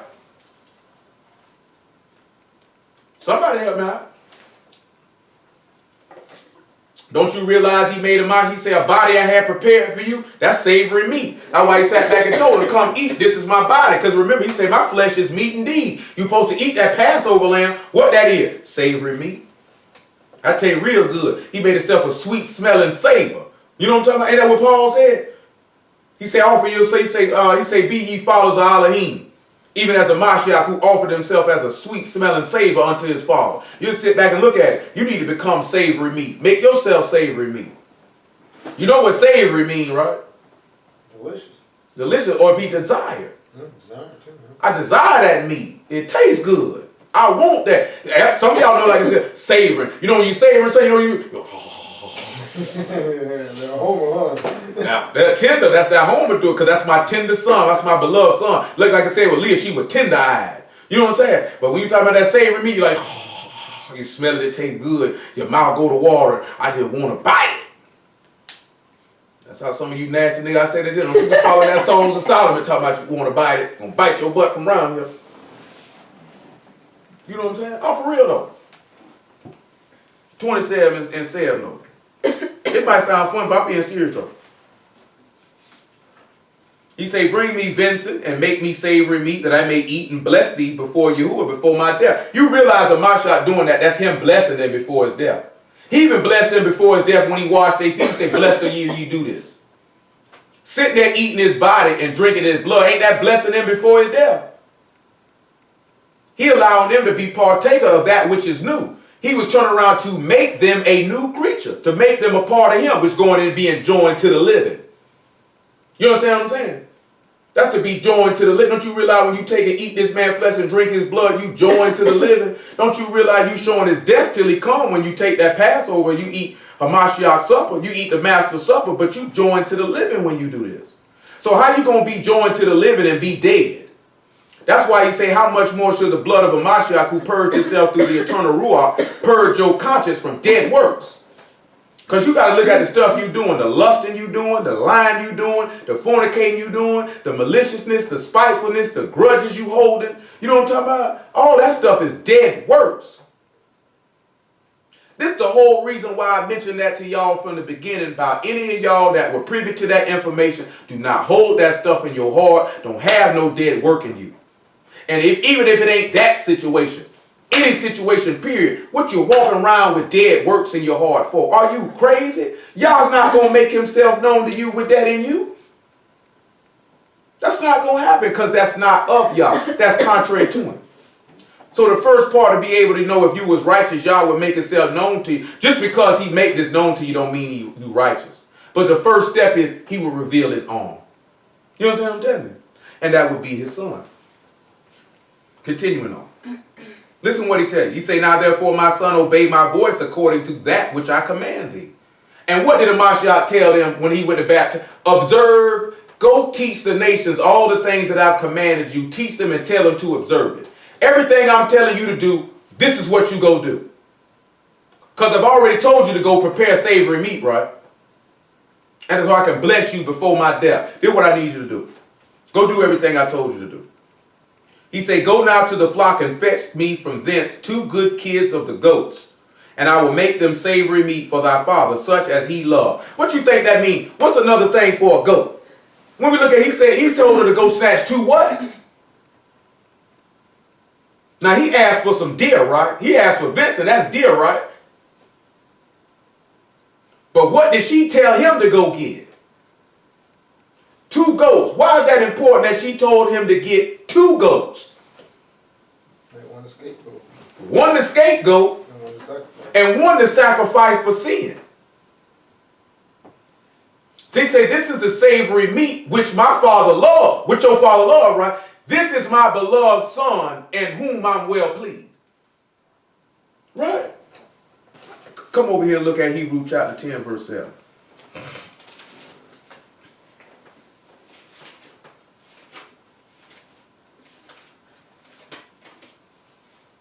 Then she say, go get the 2. He said, go fetch me 2 goats from the flock, right?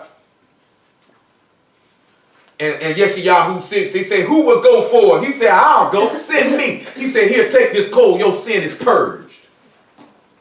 That's what you sit back and look at. We got to get our sin purged. Only way it's going to get purged is through the fire.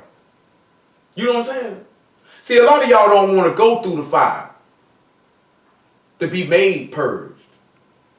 If anything, and we sit back and we look at this situation, whether it be with our beloved sister's death, or whether it be with the situation from last week, when we look at both of these situations and circumstances, we begin to ascertain something. We ascertain that one, that in order to be made pure, there's certain things that got to happen.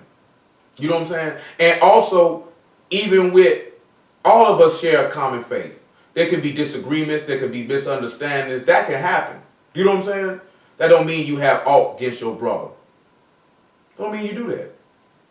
Because eventually all things be straightened out. And everything be good. You know what I'm talking about?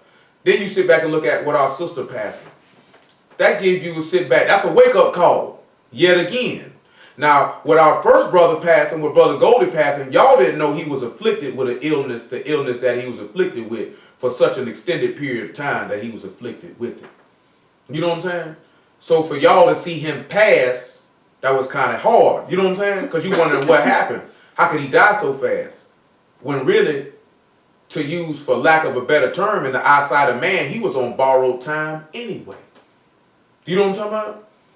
But like I said, at the same time, for some of y'all, you didn't have a connection with him like that, to where his death didn't hit you like that. You know what I'm saying? See, for some of these brothers on here, and for some of us, him passing was a little different. Because, boy, I love that dude. You know what I'm saying? Didn't even matter just a short period of time or the end. I love that dude. That kind of bothered me right there. That kind of hit me right there. You know what I'm saying? I'm a misser. I was ready to see him again. I was waiting on such and such feast for him to come through because I was ready to see his face. Just like some of y'all used to be on this phone and y'all used to be ready to hear him say, hey now.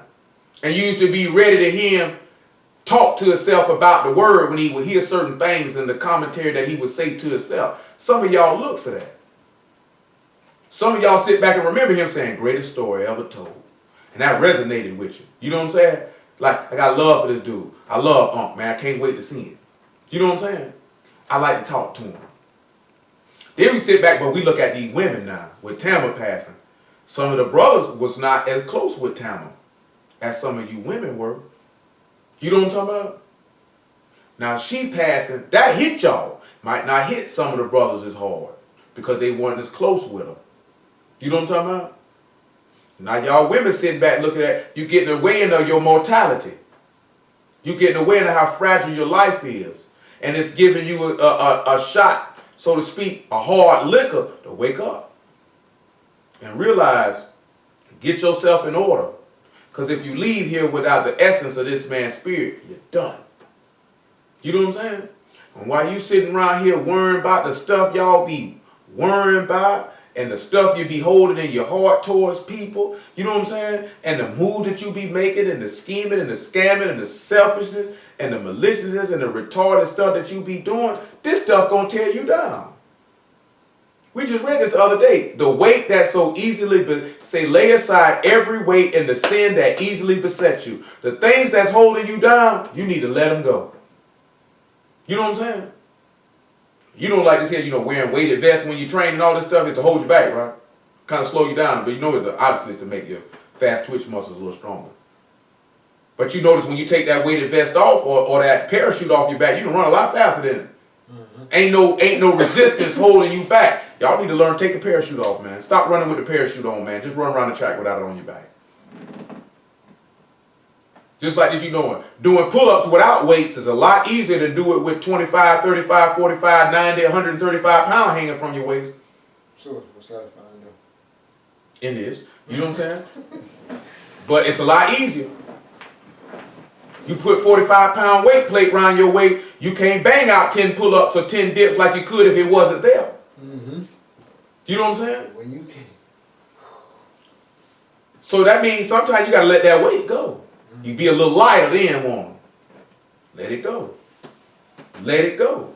Then you know what ends up happening? Then the sin that's easily stopping you from getting where you want to be at, you can move it to the side. You know I got a song on that. Yeah, I know you want to sing JT Money. Sing on JT Money. I want to say, Penitentiary. Well, I was thinking about Jay. Let her go. Let her go. If the hoe want to hold nigga, let her go. I want to let her go. But at the same time, though, when you look at sin, that's all sin is whorish. You know the book say by means of a whorish woman is a man brought to a piece of bread. Now we know that's by the Masha.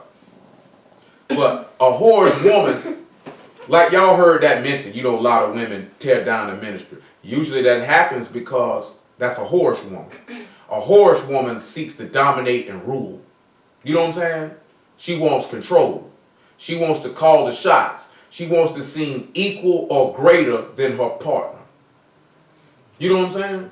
Now, we know that a woman is a man's helpmeet. Basically, means she's his assistant. You know what I'm saying? Now, he's supposed to, and I've been meaning to preach about that, but we ain't got around to it, because I said we'll do it, y'all we'll get to it. A man's supposed to dwell with his wife according to knowledge, because she's the weaker vessel. I mean, he doesn't rule her, he doesn't dominate her. But sometimes y'all women done got in this society, and you think that sometimes you need to be equal. with your husband. You know, like I said, I was talking to T the other day, right? She's like, we having a conversation, but I'm telling you, sometimes as a woman, you talking to your husband, right? You talking to your man, right? What the case may be. If you dating, whatever the case may be. And he's saying something to you. And you want to respond back to what he's saying to you. And even in the world, you should know to keep your mouth closed. You really supposed to hold your peace till you see that he's done talking. You know what I'm saying? You don't really try to interject in, throw that in, because you might agitate him with that. Now, if your husband don't got no problem with you doing that, hey, what you like it, I love it. You know what I'm saying? But I know if I'm telling something to T, right, and I have not finished my thought or what I'm trying to express, I have no desire to hear anything out of her mouth. And if she interjects, that will agitate me greatly. You know what I'm saying? She'll look at that, we having a conversation. We are having a conversation. But this was not the time for you to speak. Because as a woman, when your man is speaking to you, you ought to be quiet until he has completed his speech. You see what I'm saying? See, I'm going to show y'all something since I say that. Before I read this Hebrew 10. Come over here to Job real fast. I'm not saying that means you just being mean and nasty to your woman. I'm sitting back telling, if you want your man to hear what you got to say, just wait for him to finish. Because sometimes y'all could say something, and whatever you were going to say, he might have hit that, and you wouldn't even have to say it. You know what I'm talking about? But when you interjected in, you don't even know if he was going to get to that. But now you done made him angry because you just shot this in him. Take your own advice. 32 and 1. Who? Nigga, I ain't married to you, nigga. You ain't gotta be married, nigga. Statement still applies. Who? When two men conversating as a man, I Hey. give you your turn, you give me my turn. Hey, I gave you your turn. Nigga, please. You know what I'm saying? You wasn't hearing what I was talking about. Nigga, I heard exactly what you're talking about. You didn't hear what I was talking about. I fought on you now. Come on, bro. You gonna invite me to your bum like that? No, I tell you the same thing you tell me. Basking in the smell. 32 and 1. He says, so these three men ceased to answer Job because he was righteous in his own eyes. Then was kindled the wrath of Elihu, the son of Barachel, the Buzite of the kindred of Ran, against Job was his wrath kindled, because he justified himself rather than Elohim. Also against his three friends was his wrath kindled, because they found no answer, yet had condemned Job. Now Elihu had waited till Job had spoken, because they were older than he. When Elihu saw that there was no answer in the mouth of these three men, then was his wrath kindled. Elihu, the son of Barachel, the Buzite, answered and said, I am young, and ye are very old. Wherefore I was afraid, and durst not show you my opinion. I said, days should speak, and multitude of years should teach wisdom. But there is a ruach in man, and the inspiration of the Almighty give them understanding. You see what he told him? What you see what he said to give him what give him understanding? What give him understanding?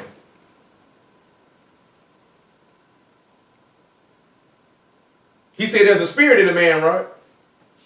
The inspiration of the Almighty give him understanding, right? Come on over here to 1 Corinthians chapter 2. All this sit back and is he just waited? Sometimes you women, all you got to do is just wait. He'll let you get in.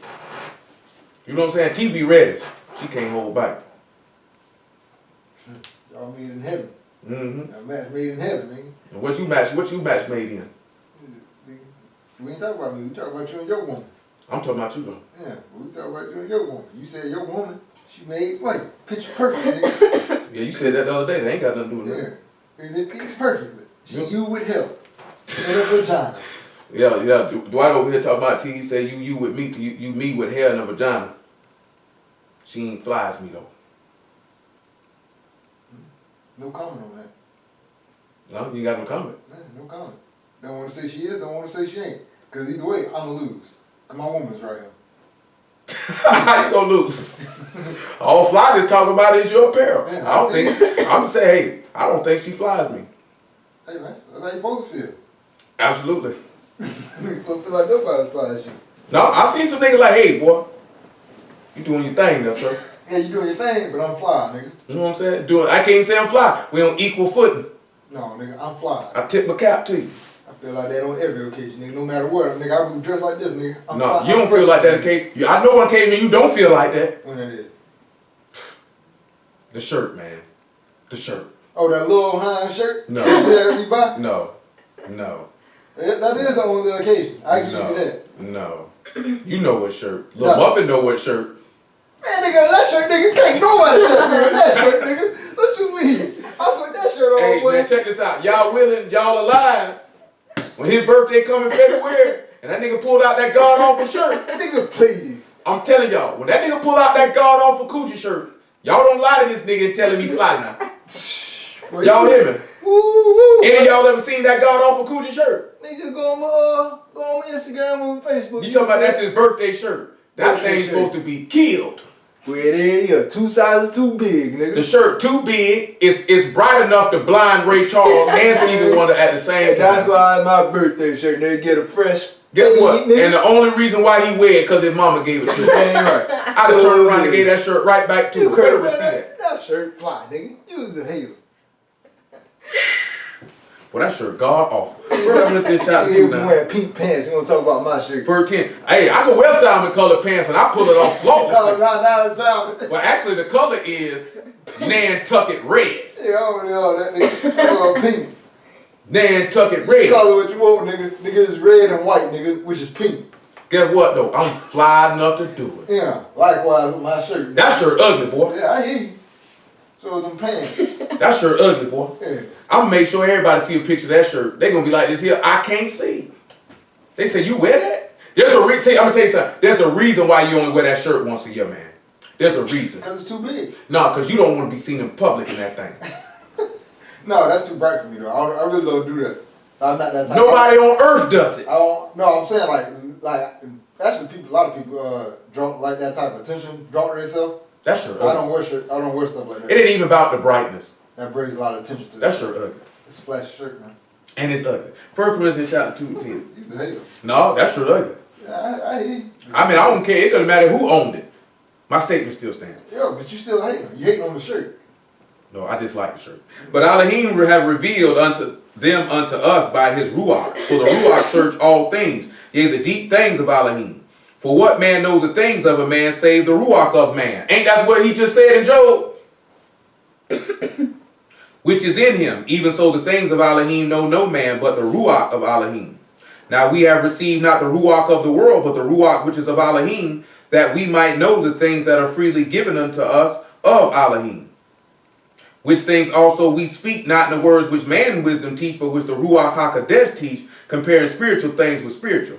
But the natural man receive not the things of the Ruach of Elohim, for they are foolishness unto him, neither can he know them, because they are spiritually discerned. So when he say the inspiration of the Almighty give man understanding, we know the Son of Elohim has come and has given us an understanding. You know what it means to inspire? Let's see what it says. Y'all know what it means to inspire. I'm talking about in the English. What you think it means to inspire? We still holding Songs of Solomon chapter 8 and Genesis chapter 27. What you think it means to inspire? To motivate. To motivate. Let's sit back and look at what we see here. Damn, I see everybody laughing at my shirt. Those people gonna laugh at that shirt, man. Shirt fly. Hey, and I'm glad you got confidence to believe that. Get you 2 Peter chapter 2 and about verse 20. Put it off every year, nigga, please. No, we sit back and look at it. It's the breath of the Most High that give a man understanding. Plenty of props in that shirt, nigga. In Ezekiel 37, you know what he said? Breathe into these bones, right? Inhale. He breathed life into them to give them understanding. Which y'all gonna see that one of these letters, that's what it means. We may not get to it tonight, but that's what it means. We still holding Hebrew chapter 10 too. See, you can't know nothing unless the Ruach HaKodesh allow you to inspire you or enlighten you to give it to you to know it. 2 Peter chapter 2 about verse 19. Well, verse 20 is good. He say, knowing this first, that no prophecy of the scriptures of any private interpretation. For the prophecy came not in old time by the will of man, but Kadesh men of Elohim spake as they were moved by the Ruach HaKodesh. It was the spirit of the Almighty, the Ruach, the breath of the Almighty, that gave them understanding. That's what moved them to speak. That's what moved the apostles to speak on Pentecost. It was the breath of the Almighty. We seeking the breath of the Almighty to get some understanding. Come on back to, as you can see, just dealing with one letter can take an immense amount of time in itself. Just on what this stuff means. Let's hit this Hebrews 10 though. We might get to the A and Mike can get to the U. Get to the olive and the U. We might get to that considering, let's see what our time constraints is. See what our time constraints are.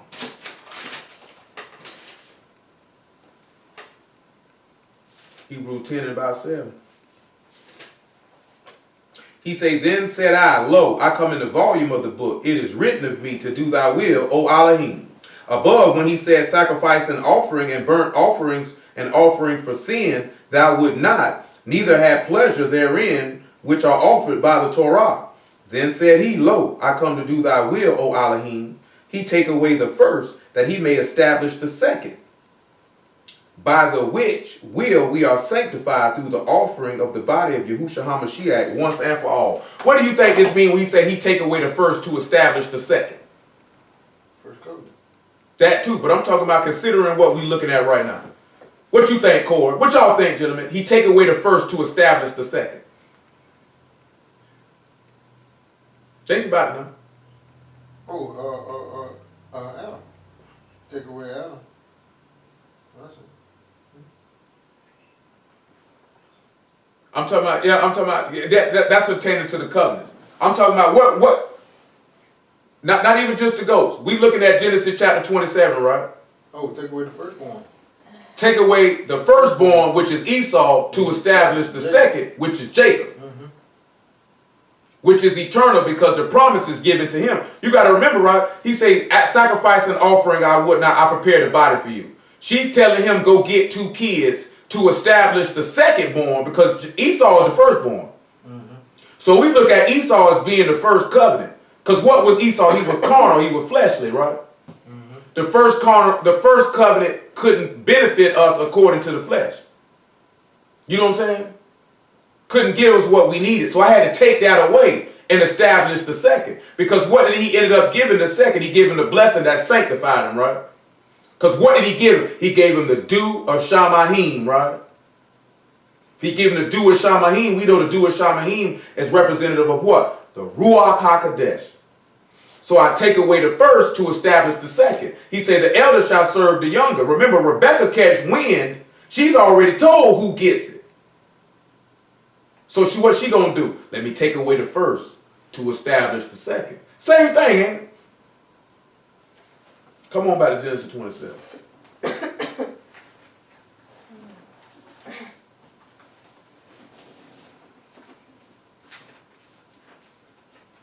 So when we turn around and look at that, we got to take away. That's the same thing when we look at 1 Corinthians 15. That which was first was earthly, and that which was second was heavenly, or Shamahim, of eternal.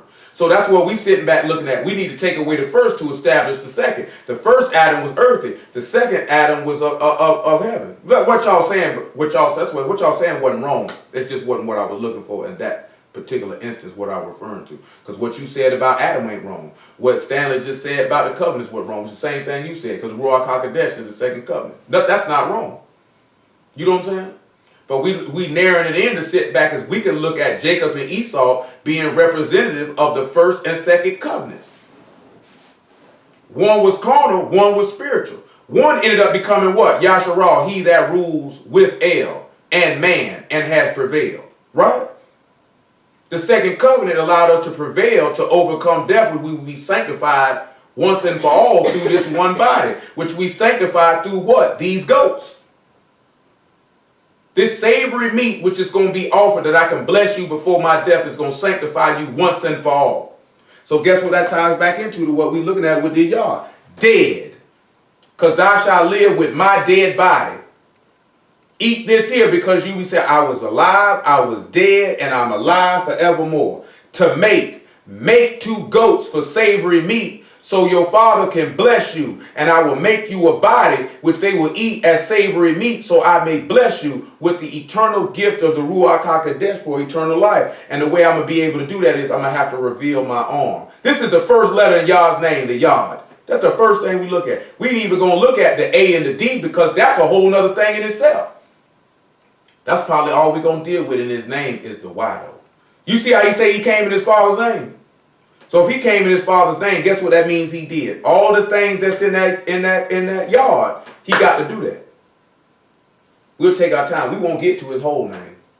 We'll just deal with the first letter. That's all right with y'all. You see, it's a lot now, because each character in this, and that y'all, that YAD, each character in that is a letter, and each letter means something. And then when we deal with the next one, which is the A, which is the olive, that's like 3-4 letters in that. You know what I'm talking about? And each one of them letters means something. And then when we get to the dollar, there's letters in that, and that means something. And all these things interact and intertwine. And then y'all, we're tied into each division of each chapter of the 119 chapter of Psalms that go into. But all this is coming back to the first thing we looked at, that there's 22 letters, 8 verses apiece for 176 verses, which is all this is tying back for us is dealing with being circumcised. So what is Yod? That's a letter or that's? That's a letter. That's a letter, and that's how you write it. But Yod is just a letter. But Yod has Aleph and Daleth in it. So it's the YAD, right? So then, you got the Y, and we looking at that, but then we look at the A. And then we can look at the D, taking us to other stuff and intertwining it all together. And that's how we'll kind of look at it to get some understanding. Because when we look at kind of each letter, we'll end up hitting all 22. So Yod is the first letter of the, no, I thought, It's not the first, it's the first letter in the name of Yahuwah. okay, I see what you said. So you're doing His name. Yeah, Because he said he came in his father's name. Then he said, remember we looked, he said, were you baptized in the name of Paul or Mashiach? Well, he said, baptized in the name of the Father, the Son, and the Ruach HaKodesh. Well, baptized in the name of Yahusha is baptizing in the name of the Father, the Son, and the Ruach HaKodesh, because we know with Ephraim, Manasseh, and Joseph, they are all made one. There are 3 that bear record in Shamahim, the Father, the Word, and the Ruach HaKodesh. These 3 agree in one. He say, make us perfect in one, Father, he say, make them perfect in one, even as we are. So what does that mean? We all agree in one. So when you baptize somebody in the name of Yahusha, the name of Yahuwah is already covered. Guess what? And one of them letters, it means breath. You know what I'm talking about? There's the Ruach HaKodesh. It's covered. No need to go no further. You got people that really do that. I baptize you in the name of Yah, Yeshua, and the Holy Ghost. You got people who do that. Y'all ever seen somebody do that before? Yeah, true. People do that. But like you say, in church, they go say, I baptize. They don't even say the name of Jehovah like what they believe. I baptize you in the name of the Father, Jesus, and the Holy Ghost. Father, the Son, and the Holy Spirit. That's what they say. That's not correct. The name of Yahushua will cover it all. Don't y'all agree? Well, the word agree with it. Genesis chapter 27.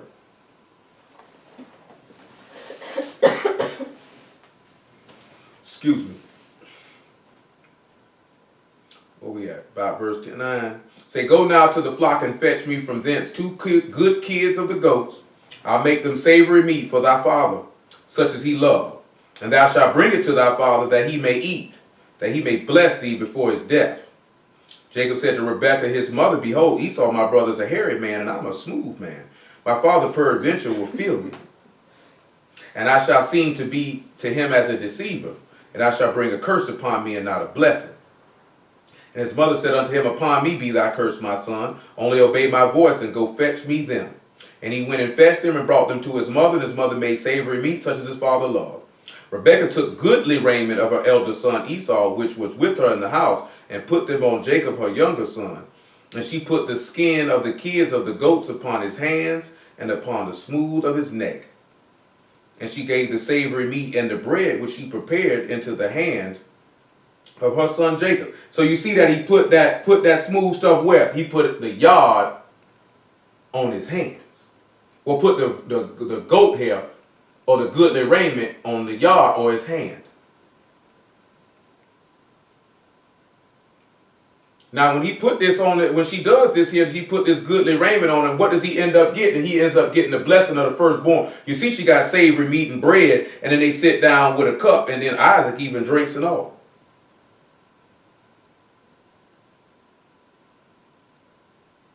So let's go back to Song of Solomon and let's tie it all in together. We look at verse 3, right?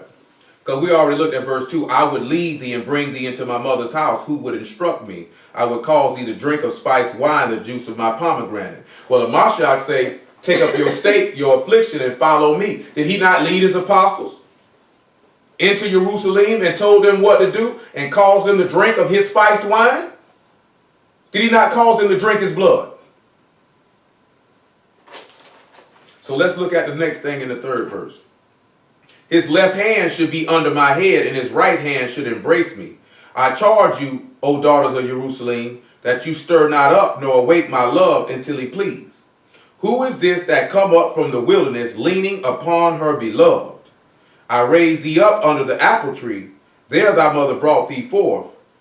There she brought thee forth that bare thee.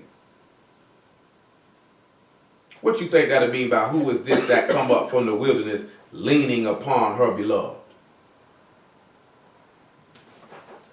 What y'all think that could mean? Who is this coming up from the wilderness that's leaning upon her beloved? Obviously, when you talking about hands up under the head, that's just talking about comfort. That's nurturing. You know what I'm saying? I don't see how a nigga get dome out of that.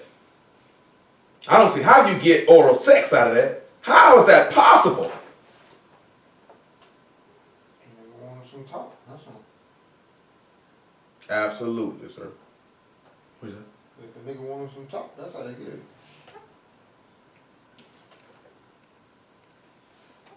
Mm-hmm. Wild goats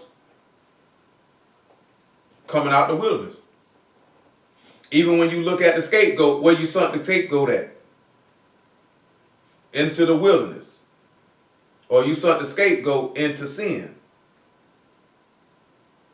So now it says, I see my love coming up out of the wilderness. Say, who is this coming up from the wilderness, leaning on her beloved? So what do you think this could mean about coming up out of the wilderness, leaning on my beloved? And they asked, who is this?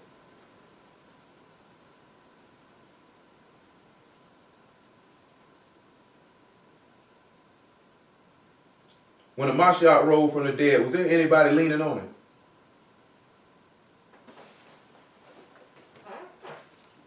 Was it anybody leaning on him?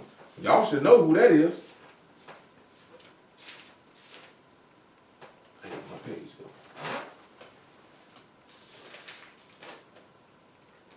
Y'all don't know who that is.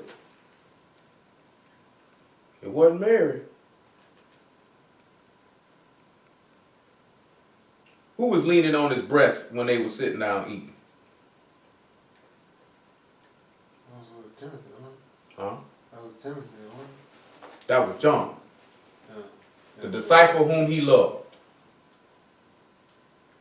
The disciple whom he loved. Who did he give his mama to?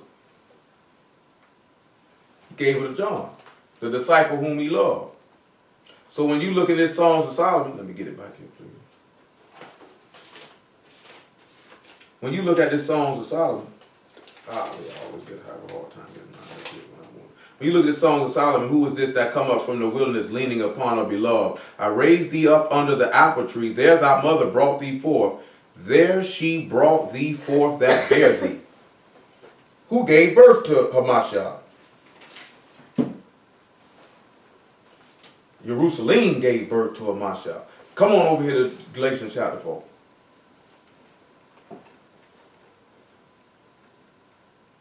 You gotta sit back and look at the essence of what we're doing, and this is the fulfilling of Adam. Galatians 4 and about verse 25. You know, we just talked about her that bared last week in the 54th chapter of Isaiah. For this Agar is Mount Sinai and Arabia, an answer to Jerusalem, which now is and is in bondage with her children. But Jerusalem, which above is free, which is the mother of us all. For it is written, rejoice thou barren that bear not, break forth and cry thou that travail not. For the desolate have many more children than she which have a husband. Now we, brethren, as Isaac was, are the children of promise. But as then that he that was born after the flesh persecuted him that was born after the Ruach, even so it is now. So, you know, he's referencing both the covenants, right? One covenant is of one that's pertained to bondage, the other one that pertained to freedom. The first covenant couldn't free us from death. The second one could. When we sit back and we look at it, we look at Adam. Who was Adam's father? Yahuwah was Adam's father. Who was his mother? Absolutely. It was the rest. It was the earth. It was the ground, right? That's who birthed him. We look virgin soil. When we look at a Mashiach, who birthed him? Who was his father? Who was his mother? Remember, and guess what it said about Jerusalem? Didn't it say Jerusalem was barren and desolate because of us? So then she ended up bringing forth more children than she that would marry because she was left desolate? Because he said because of our disobedience, the land would be left desolate. The land would be left desolate because for that intensive purposes when he came, remember we talked about this before, Hamashiach fulfilling the time when we were in the wilderness, right? He was the rock hit to bring forth water. He was the manna that came down. They was in the wilderness. He worked signs and wonders. They mumbled and murmured against him as they were in the wilderness. They tempted him like they tempted Yah in the wilderness. They did all these things, didn't they? And then you sit back and you look at, he would be the apple tree. Because he would be the tree that bring forth fruit. I am the vine. He that abideth in me bring forth much fruit.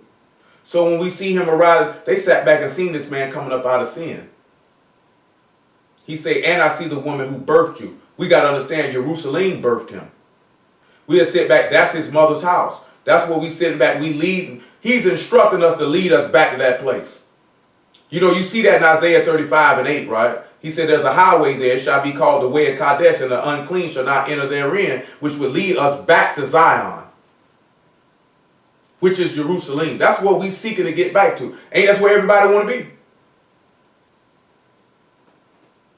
That's where you're trying to get to. Come on back to Songs of Solomon chapter 8. So you got to get there.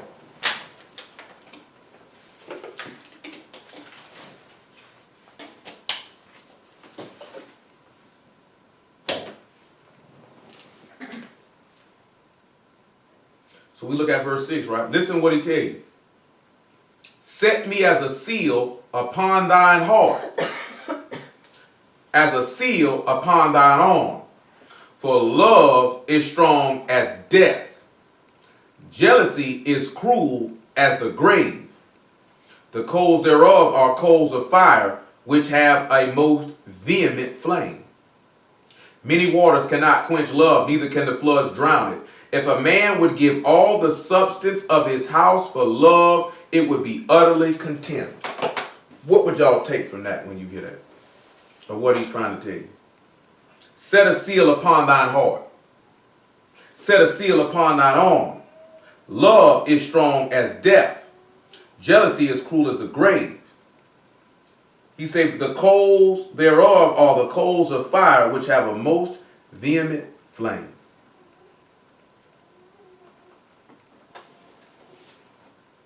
We'll look at it, not to a certain extent.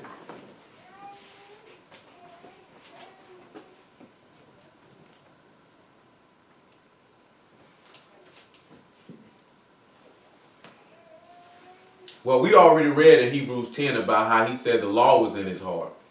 So now we turn around and we come back and we sit back and think about it, right? The law should be set the seal in your heart, right? Shouldn't that's where it be at? Then he say, set the seal upon thine arm. A seal on thy arm, right? You know what a seal is, right? Let's see what Hebrew will say what a seal would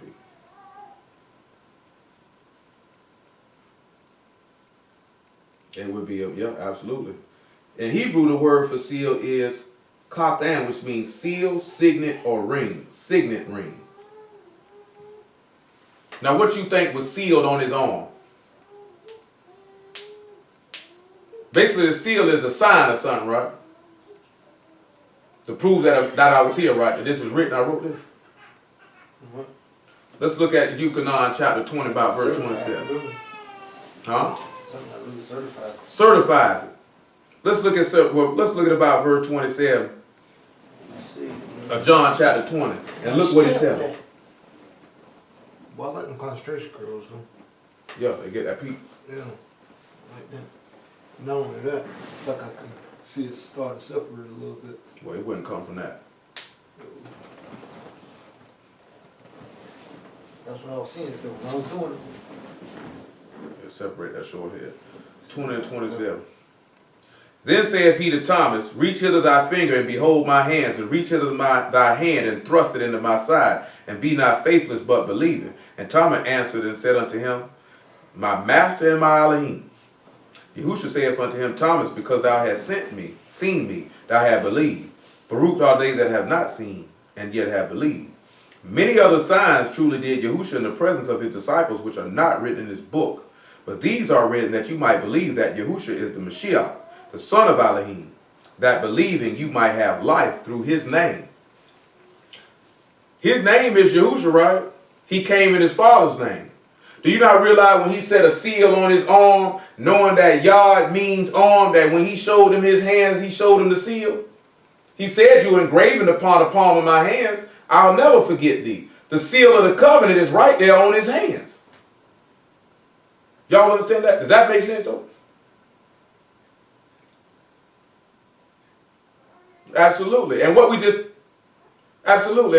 talked about last week about strengthening the pegs, right? Or strengthening the nails. Which meaning that you're supposed to, like he said, you to show that access. If you have died with him and you have crucified your flesh with him, then guess what that means? You'd have the sign and seal of the covenant in your heart and in your hands too. Remember we just read in that 1 Corinthians, he said he didn't send me to baptize, but to preach the state, the affliction, the death of a Mashiach. That's what the whole point of what we're supposed to realize is we're supposed to be ready to die. Physically and spiritually. You're supposed to be ready to die. That's a seal. Don't you realize when you take on this man's death, you sealed with that? That's what you're showing. Do y'all know that? Y'all understand that? Y'all get that? That's what you so you're supposed to sit back and you're supposed to see that. If you somehow set me as a seal on thy heart, that man's supposed to be in your mind. The word's supposed to be in your mind. The word's supposed to be in your heart. That's supposed to seal your thought pattern. That's supposed to seal your thought process. The word's supposed to be in your mind. That's a seal. So when we look at seal me in your heart, we look at Ephesians chapter 1, right? You know, we've been looking at Ephesians 1 quite a bit lately. This one particular passage. And about verse 12.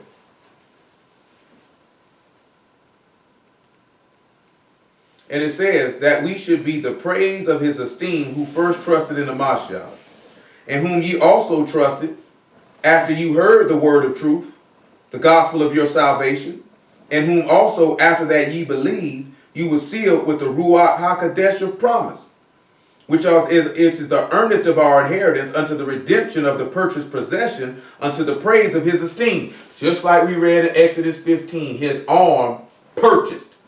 He said, to strengthen thy arm till thy people pass over whom thou hast purchased.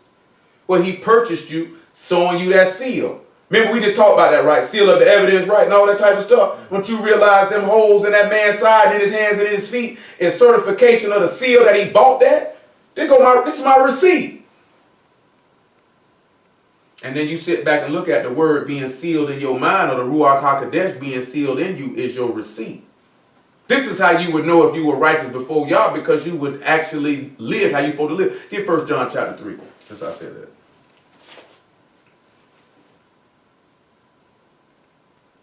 3 and 18. You finna get ready to wrap this up in now. 3 hours later. Shoot, bet you lying. I'm not even finna touch the olive or the dollar. We will be here for another 3 hours. You know, I do that 4 times, see? That's a lot, y'all. So you got to just be patient and all that stuff. Don't think we're just going to finish everything in one day. It's going to take a little time. It's going to take a little time. He say, my little children, let us not love in word, neither in tongue, but in deed and in truth. Hereby we know that we are of the truth and shall assure our hearts before him. If our heart condemn us, Elohim is greater than our heart and know all things. Beloved, if our heart condemn us not, then we have confidence towards Elohim. That's one of the things about it, right? If your heart is condemning you, why would your heart condemn you, gentlemen? Why would your heart condemn you, huh? Well, if you condemn, you know you wrong. Remember that the Apostle Shaul, the Apostle Paul stated in the 24th chapter, Acts of the Apostles, and about the 14th verse, he said, I exercise myself to have a conscience void of offense towards Elohim and man. See, when you look at Adam, see, his heart condemned him. That's why he went and hid, because he knew he was wrong. No matter what the excuse that he tried to come up to justify that he was wrong, he knew he was wrong. See, that's what some of y'all do. Y'all do something, y'all know y'all wrong, y'all caught, and your heart condemn you, and you do just like Adam did. You try to come up with a reason to, well, I did it because of this. But you was wrong, though. But you was wrong, though. How many of y'all feel like your heart don't condemn you? Because you know if your heart don't condemn you, you would definitely be confident and be bold to approach to the man, wouldn't you? See, you turn around, you look at Adam. Adam wasn't bold enough. When he called and asked for him, Adam wasn't bold enough to approach him because his heart condemned him. So when your heart don't you think if Adam hadn't partaken of that tree, don't you think he would have went and approached him because his heart wouldn't have condemned him? You know what I'm saying? That's why he say the knowledge of the law is sin. You know, the law show you what sin is. He know he had sin. That's why he hid. That's the same way y'all be sitting back like this here because I just had to get on somebody about this here today. They did something. I already know they did it. I'm trying to see. I already know the lip read. You like to see, I ain't want to tell you. I tell you when I get ready. So your heart condemns you. You already know you're wrong. You only hide when you're wrong. Who hides when they right? Nobody. Nobody. Look what David did with Bathsheba. He tried to cover it up. Why? Because his heart condemned him.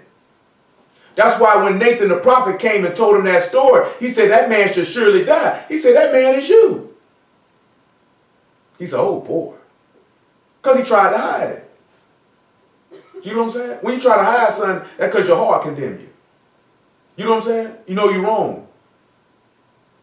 Well, the only way to get out in front of that is do what the book tell you. Just go ahead and confess the transgression. That way you can have mercy. That man tell you in the Proverbs 28 chapter, man, I want to say about the 13th verse, I could be mistaken. But he say, he that covereth his sin shall not prosper. He that confess and forsake them shall have mercy. That's why he said, if we say we have no sin, we lie and do not the truth. He said, but we confess our sins. He's right, he's just, he's righteous enough to cleanse us of all iniquity through the blood of Mashiach. So you sit back and you look at it, right? It's stuff that some of y'all be doing that you don't want nobody to know you do, or you done. You try to cover it up. That's why you don't prosper. Because you're trying to cover up your iniquities. You're trying to cover up your sin. You're trying to cover up your wrongdoing. See, you're not confessing your wrongdoing and then abandoning it that you might have mercy. That you could be cleansed from this iniquity, from that blood that should be purging your brain from dead works in the first place. You know what I'm saying? So you have to look at that, understand that, and know that and realize that covering it and hiding what you're doing ain't good. Because as you already know, from certain situations that have occurred, what you do in the dark is going to come to the light. Eventually. It might not be today. It might not be tomorrow. It might not be next week. It might not be next month. Oh, but it's coming out. Like a sissy come out the closet. It's going to get exposed. You know, I'm telling you, there's too many things, them sissy come out. I'm here. Your sin going to come out just like that sissy.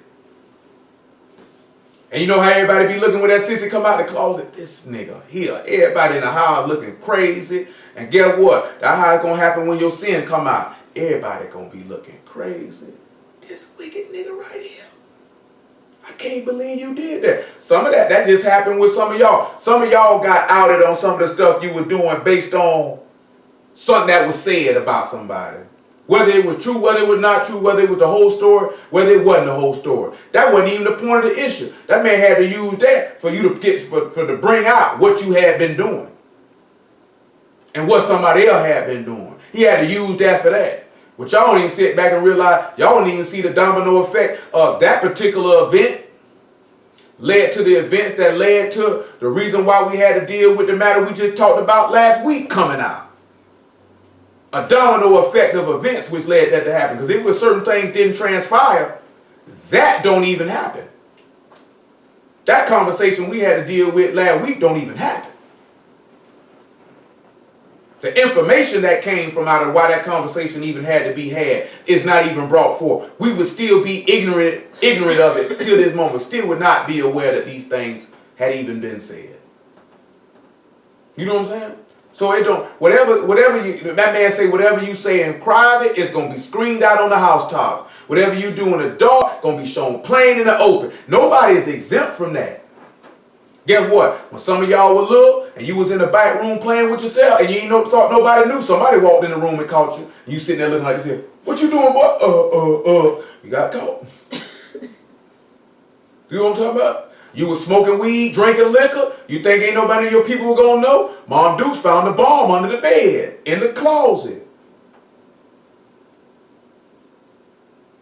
Every one of y'all living this earth should know, boy, ain't nothing you done, ain't somebody found out about.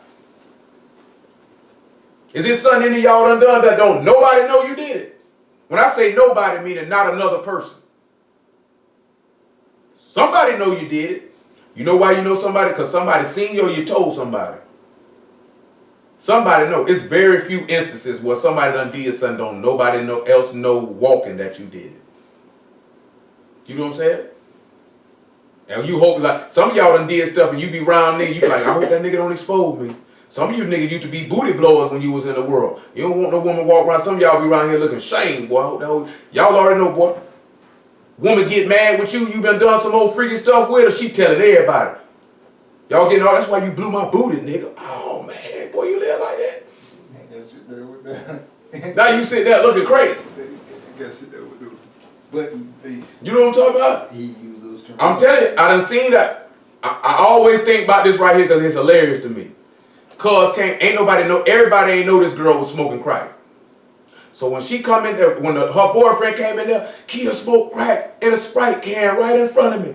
He called himself putting her out there for something that a lot of people didn't know she was doing. And what she do? Tell her how you like for me to stick my thumb in your booty. And everybody like this here, screw this crack thing. How that happen?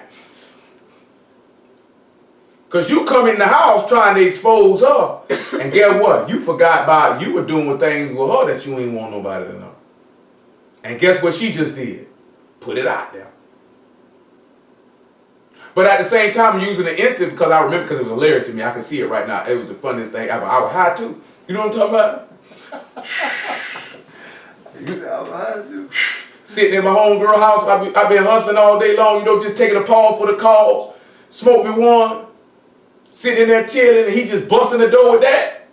And I'm like, well, I kind of figured she was smoking dope. You know what I'm saying? Just certain things she was doing, so that didn't bother me. Like, that wasn't no shocker. But when she came through that door with that right there, all I sat back and looked at, is you gonna say something to that? Tell me she lying. Tell me something. That nigga just sat there with the dookie face and walked out the door. Boy, I fell in the middle of the floor. Died laughing. This nigga like, what? What? How this happened? Well, what? I thought you was a real nigga. Not for real. Not for real. You know what I'm saying? He was a real lame though. You know what I'm saying? But I'm just saying. But that's something of the extreme though. Guess what though? Some of y'all done had sex with a man or a woman you ain't want nobody to know you did something with, and guess what? It end up coming out. I know a lot of niggas be like, boy, they were hitting some of the most grotesque women you ever want to see. You know what I'm talking about? Some of the most morbidly obese women. You know what I'm talking about? Women they don't want nobody to know they were laying with. Nigga catch, boy, I seen you coming out such and such house the other night, boy. Well, what you talking about, boy? I seen you, boy, about 3:30 in the morning, boy. I seen you creep. Y'all only realize, boy, somebody watching. Somebody seen you. You know what I'm talking about? I'm telling you. Y'all think it don't matter what it is. Some of y'all done got high and drunk, ain't think nobody knows. Somebody knew. You around here stealing, whatever scheme you running. One way or another, it's coming out. How many of y'all done got exposed on something y'all were doing you didn't even think you were finna get exposed? How many of y'all done got like that? I'm finna say, I know you niggas gonna talk about something. I ain't did too much, but boy, Mom Duke show found all that crack on my dresser one day. First thing, you smoking this? I said, how you think the rent got paid? I said, I know this woman ain't coming here talking about smoking base.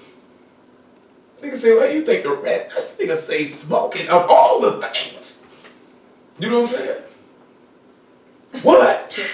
She found a whole bomb of weed in the closet.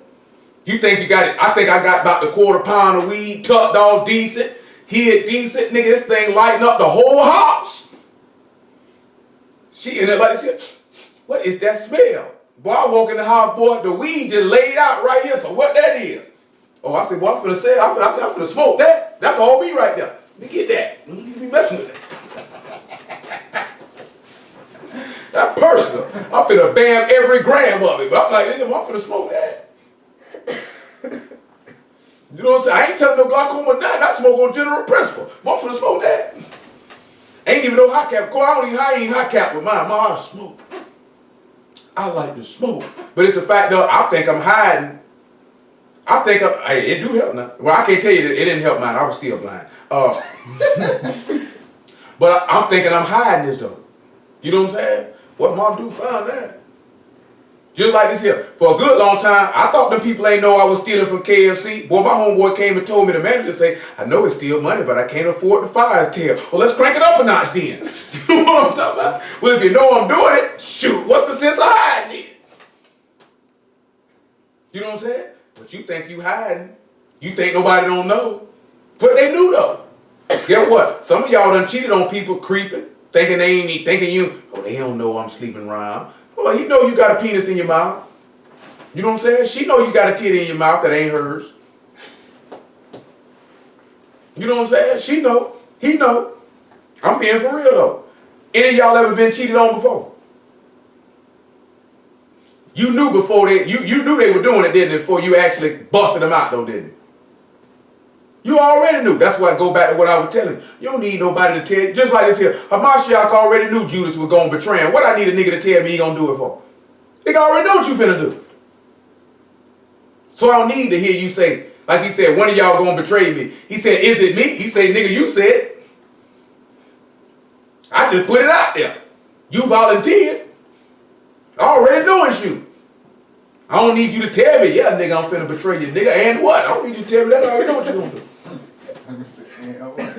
I already know what you're going to do. I mean, take that and look at that as an example. I already know what you're going to do. I already know what you're going to do. I already know what you're doing. All you got to do is just lay it on the table. Bah! Don't always look. You ain't a detective. This ain't First 48. You don't need a confession. You know what I'm saying? You want a confession. You need no confession. Now, I'm saying this here now. I ain't messing with T now because we mentioned her earlier. I'm saying this here because that's how y'all women be. You catch that nigga cheating on you, son, you want a confession. That's how y'all roll too. So just tell me, did you sleep with the hoe? Just go to her house. Did you have her in my car? You already know she was in your car. You found her drawers in there. But you want him to tell you, yeah, I had her in the car. Just like on Baby Boy. Mm-hmm. You really don't want him to tell you. You already know what you wanted. I knew it. Why, Jody? Nigga, sit your stupid behind somewhere. You already knew what time it was. What's wrong with you? One thing about it, well, I catch you doing something you ain't got no bit. I ain't had no question. All you gonna be coming up like this here, what's going on? I don't know, Hope. You don't live here no more. What you mean? You know what I mean. Sign this.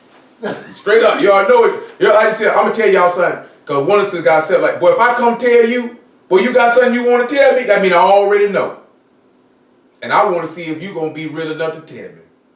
You know what I'm talking about? I already know. I ain't finna ask you nothing. Cause I already know. I just want to see if you gonna keep it 100 with me. See, cause I can come out and say, I know you did this. I don't operate like that. I want to see if you gonna be forthcoming. You know what I'm saying? I gotta ask around, be like, did you do this here? Like this here. Well, one of the sisters came and told me like she did something. I said, I already know you did it. She said, how do you know? A, B, C, D, E, F, G. She said, I tried to tell you. Nigga, I already knew you did it before you tried to do that. Nigga, I'm not blind, I'm not retarded. I ain't gotta come and ask you, are you doing this? I already know you doing it. I don't gotta ask. I'm gonna wait till you bring it to me. That's gonna confirm what I already know. I'm gonna let you tell it. I ain't gotta come and ask you. I'm not coming to ask you nothing. You know what I'm saying? That's what y'all don't be realizing is, y'all think somebody always got to tell you something for you to know something. You tell people stuff.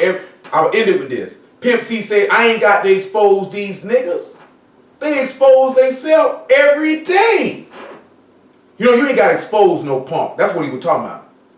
He said they exposing themselves every day. All you got to do is watch them. See, a lot of y'all don't come from a background. It don't necessarily mean what city you from. It don't mean if you were in the streets or not. You know what I'm saying? It just means that your background, your people didn't teach you that. That people tell you a lot based on what they do. That you don't actually have to have anybody tell you anything. See, y'all sit back and look at, you know, in the word, it used the word conversation a lot, right? But conversation actually means conduct or behavior. And what is the terminology that people say? Actions speak louder than words. So y'all hear that, but y'all don't sit back and look at what you doing is saying more to me than what you saying out your mouth. See, because you can say one thing out your mouth and then do something different, which will invalidate everything you said out your mouth. See, you can say you love Yah, but you can still commit. People say we love God. He said you can love somebody and cheat on them just like we love God and sin. You don't love that person you cheated on, then you definitely don't love the Most High. Because your actions don't match up with you. Because if you love somebody, you're not going to hurt them. You know what I'm saying? You're not going to do that.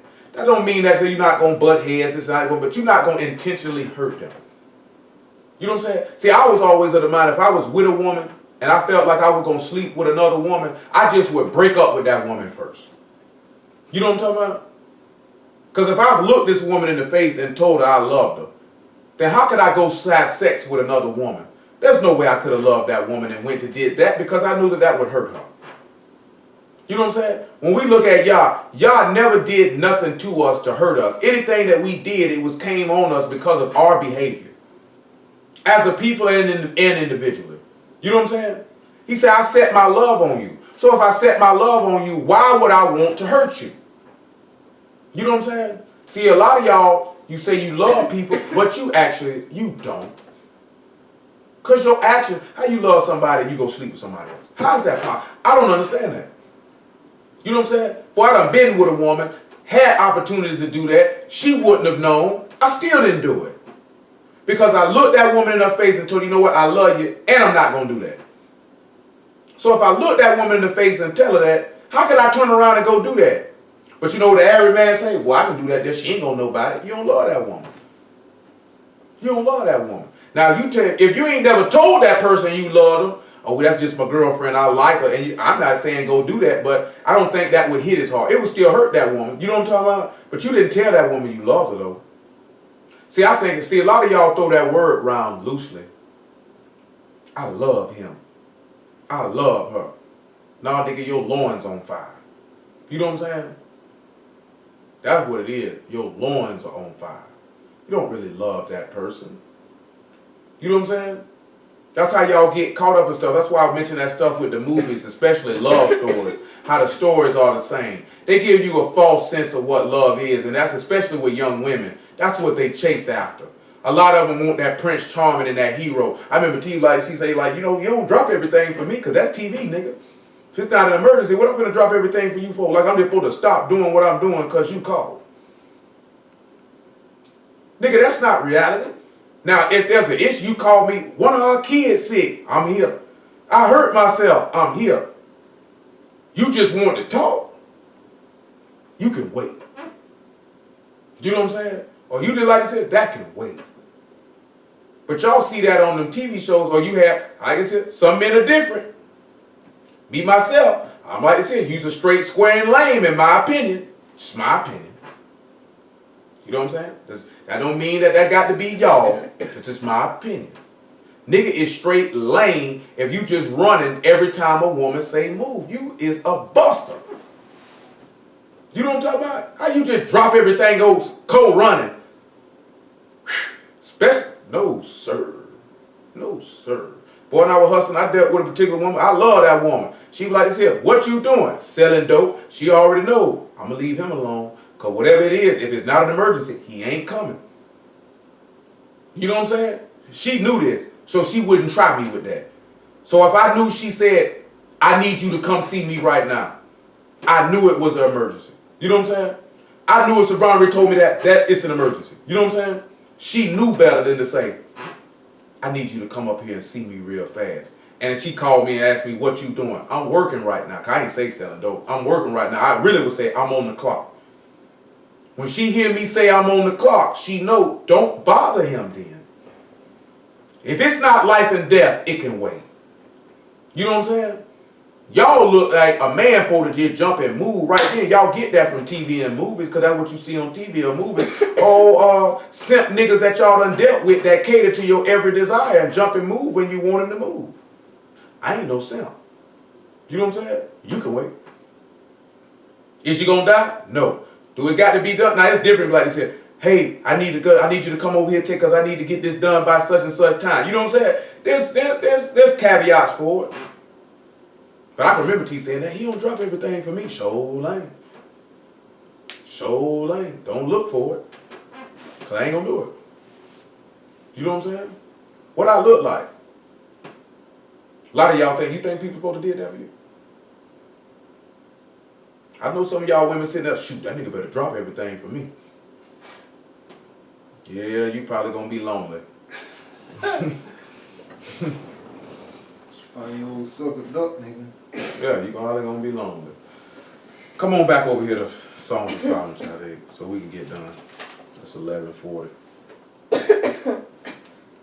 I mean, ain't nothing wrong with you loving your woman now. You know what I'm saying? Ain't nothing wrong with doing stuff for them, but let's be practical now.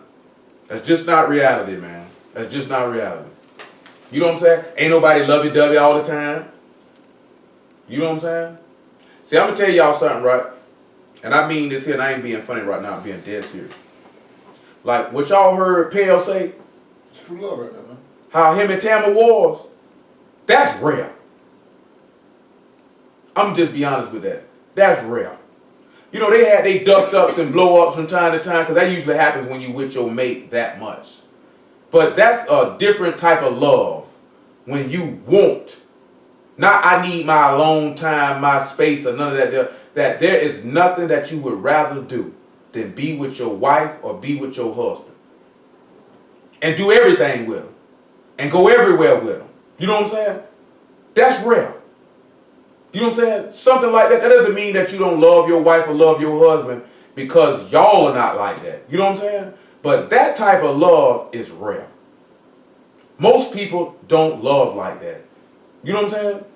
That's two people that was really, really, really loved each other, and there was no place I would rather be than be with you, and vice versa.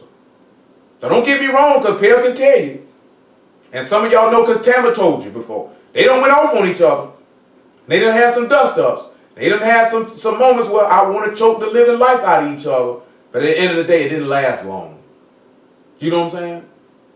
Because I love him, and I love her. You know what I'm saying? That's rare now. You know what I'm saying? I love T. I ain't tell you no lie. I ain't gonna want to be around T all day, every day. And I ain't gonna want to go everywhere I'm going. I'm gonna leave you to the house. I'll be back. You know what I'm saying? That don't mean, now there's certain stuff though that I'll go do that T know, because I done told her this here. I want you to know what I'm doing. You know what I'm saying? That when you with me, you know how to do this and know how to go. That y'all forbid if something happened to me, you can keep it going. You know what I'm saying? Because I want you to know this. But like this here, I ain't saying I love T. I don't love T like Pale love Tamma though. You gonna get away from me for a little bit. You know what I'm saying? I think she feels the same way. You gonna get away from me for a little bit. I need about 45 minutes, an hour or something, 3-4 hours, do something, nigga. Don't you go lift weights or something?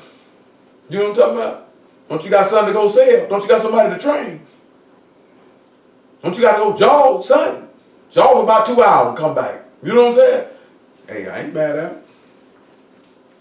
Everybody ain't like that though. I want y'all to understand and know one thing before we proceed. Don't judge your love and your marriage or your relationship based off somebody else's. That's a recipe for disaster. You know what I'm saying? That's a recipe for disaster. Don't judge it based on nobody on TV, no celebrities, no TV shows. Don't base it off your mama and daddy's marriage or uncle or grandmama's or a past relationship or what somebody else you know doing. Don't base that, because what worked for them might not work for you. That's just being honest, man. It's just being honest. That's how confusion gets started. Well, such and such do this for his wife. Well, maybe you need to go marry that nigga. You know what I'm saying? such and such wife plate his food. Why you don't plate my food like that? What you mean, nigga? You ain't never asked me to plate it. Of course, you shouldn't respond in that fashion to your husband. You know what I'm saying? I know it might shoot through your mind. Why is this nigga trying me tell my plate? Why I don't plate his food like such and such? We went to such and such house. She gave us restaurant quality presentation plating. All you do is just throw the stuff on the plate. It looks like slop. You ain't been saying it looked like slop. Now all of a sudden you went to such and such time, you want me to do my plates like this here. Who the nigga think he is? All I know is if he asks for you to do your plate like, do a plate like that, you better get it together. Better watch Gordon Ramsay and learn how to plate. That's all I can tell you. Watch a YouTube video or two. Watch something. But I'm just using that as an example though. You know what I'm saying? Don't judge what other people got going on. Y'all do know a lot of people, relationships done got broke up because they basing their relationship off somebody else's, right? Mm-hmm. You know what I'm saying? Well, you can't do that. You can't do that. Like I say, Pale and Tell, that's a special type of love, man. I pray any of y'all be able to find you somebody that love you like that. You know what I'm saying? Might take some time. You know what I'm saying? Well, I hope y'all can find you somebody love you like that. You know what I'm saying? I love T, I don't love her like that though. I just love her a little bit. A little bit enough, throw in her headlock and kick her down the stairs. You want to throw in the head like what? So what? I can pay me 90. Shoot, I ain't paying nothing. Me, not a headlock, huh? Not like that. Don't do woman. I don't know how you get freaky like that. You know what I'm saying? Woman. That's a little too aggressive for my taste. Mm-hmm. You might end up in jail. No, the way she talk, she like that. I'll tell you something wrong with her. I don't know. I ain't with all that choking stuff. That Corey like that choking stuff. You know what I'm saying? I had to bust you one time because he said that right there. Talking about it because T must like it. Like this here, she like that choking stuff. I'm telling you, T scared me with that there. Like, boy, you a little too freaky for my taste. Take it down a notch. Take it down a notch. I don't know where that come from. I ain't with all that there. There's a couple other y'all on here that freaky too. I ain't call nobody name. I ain't call nobody name. You know who you sitting there looking crazy now. Yeah, I'm freaking like that. You know you freaking nigga. Song of Solomon 8 and 6 though. Now when you look at, of course, of what Stanley said, because we got to get out of here. Mm-hmm. Of course, what Stanley said, that the love is strong as death. Because the Mashiach love, see, get you Romans 5. I mean, I got to break it down. I already had Romans 5 in my head to do this. Mm-hmm. Romans chapter 5, All right, verse 6. Mm-hmm. And jealousy is cruel as the grave. See, that jealousy being cruel as the grave because the scribes and the Pharisees were jealous of a Mashiach. Remember, he said Reuben and Simeon, they were instruments of cruelty that dwelt in their habitation. See, these men wanted to work cruelty on the Mashiach because they were jealous of him. They wanted their position. That take you right back to Joseph and his brothers. They were jealous of him. Their jealousy was cruel as the grave because they threw him in that pit, right? Same thing with a Mashiach. And guess what? The same thing gonna happen with y'all when he sit back and tell you people to persecute you and kill you falsely for my name's sake, because they gonna be jealous of you because it's something different. It's something in you that's not the same as them. That's why he say, greater is he that is him that is in you than he that is in the world. And they'll be jealous of you and want to kill you. Well, right here in verse 6, he say, for when we were yet without strength, in due time Hamashiach died for the ungodly. For scarcely for a righteous man will one die, yet peradventure for a good man some would even dare to die. But Elohim commended his love towards us, and that while we were yet sinners, Hamashiach died for us. So we see that his love is strong as death. Hamashiach's love for the Father and love for us was strong as death. Because death is a powerful thing, right? His love was that strong. Your love for him should be that strong. That as we judge that one has died for us, then we all should be dead, right? Your love for Hamashiach should be strong as death. See, the reason why I mentioned, you sit back and you look at that. The reason why I say this here, man, and I ain't trying to put Brother Pell out there with this here, but it's something that he said. He said when his wife died, he said he wanted to go with her. See, that's strong love right there. That's strong love right there. I love you that much that I would desire to depart with you. You know what I'm saying? See, that's real love right there. You can't calculate that. It ain't too many people sit back and say when their wife died, they said that book. I know he meant it when he said, I hear it in his voice. I know he meant that. You know what I'm saying? It ain't many people sit back and look at their spouse pass and they be like, boy, I want to go with her. You know what I'm saying? You got some people, boy, they carry on, you know, they sad, but they ain't willing to go that far. When you turn around and you look at love as strong as death, you sit back and you look at Adam loved Eve enough to die with her. Because he didn't have to die with her. But his love for her was that strong, he died for her. He died with her. You turn around, you look at Yasharal, boy, Mashiach's love was that strong enough because we died, he was willing to die with her.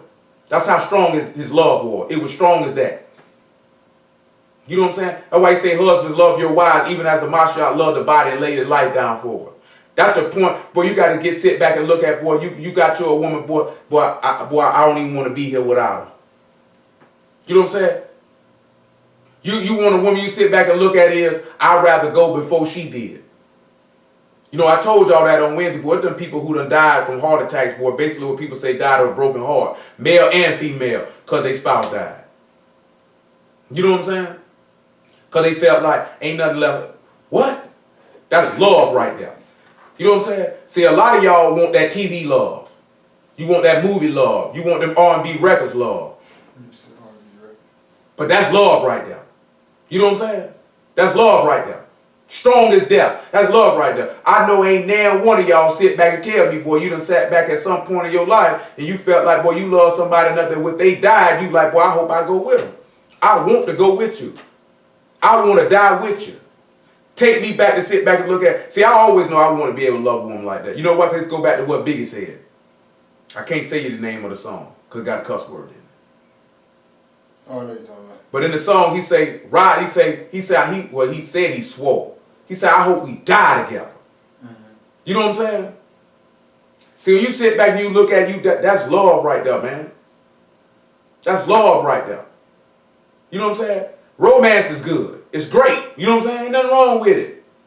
But boy, you want that type of love where somebody willing to lay their life down for you, or they sit back looking at, boy, I don't even want to continue on without you. Because can't nobody come and fill that spot. Can't nobody come and fill that space. Y'all knows over time, you can be able to get past it. And somebody maybe can come in and fill that space. But you know that they could never replace that woman. They could never replace that man. You know what I'm saying? It just knows that I'm going to want a desire for companionship over a period of time. You know what I'm talking about? But you'll never. You know what I'm saying? You'll never. See, you only find a love like that probably once in your life. And usually the only way that love stops is because they died. You know what I'm saying? People tell you, well, ain't nobody walk around talking about they love 2-3 people like that. You sit back and say you love 2-3 people like that, you's a bold-faced lie. Because most of y'all ain't love nobody enough to die for them. How many of y'all done love somebody enough you felt like you'll die for them? We got crickets going on. Oh, nigga, me. If you really want to get us some gangster stuff. I'm being dead serious. I ain't talking about your kids. I thought it was a given. No, I ain't talking about your kids. I'm talking about a woman. You know what I'm saying? Even some of you women. How many of y'all felt like, boy, because look at man, you got some women done died for their mate. They made a coward. They just seen they mate in danger and they were willing to lay their life down for them. It doesn't happen often. As far as a woman doing it. You know what I'm saying? But it does happen.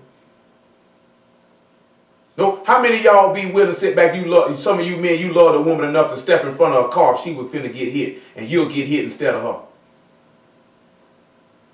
Something was falling down from the sky about to hit her in the head, and you push her out the way, and you take it. Somebody shooting at her, and you jump in front of the bullet. You know what I'm saying? That's what a Mashiach did for us, though. He got hit by that car. He took that bullet. You know what I'm saying? He let that rock or that beam, that cinder block falling from off a building hit him in the head instead of you. That's how much he loved you. He loved you enough to die for you. You ought to love him enough the same fashion. Then you turn around, you supposed to look at your wife like that? That's why I told any one of y'all, boy, if I ask you, were you willing to lay your life down for, if you got to think about it, you don't love that woman like that. You don't have that type of love for her. And that's all right. That just means she's not the woman for you. of y'all sit back and feel like, y'all forbid your wife died and you'll be like, boy, I wanted to go with her. I know full well some of y'all don't love your wife like that right now. I know some of y'all don't love your girlfriend like that. You sit back and look at, boy, she died, boy. I just told Tita about 2-3 weeks ago, I just know be perfect. I can't see myself with nobody else. I can't see it.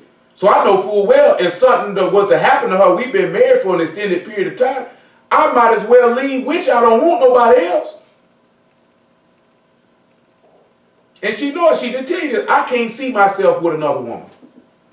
At this point, I can't see it. That's not even something that could come in my mind like I could be with her.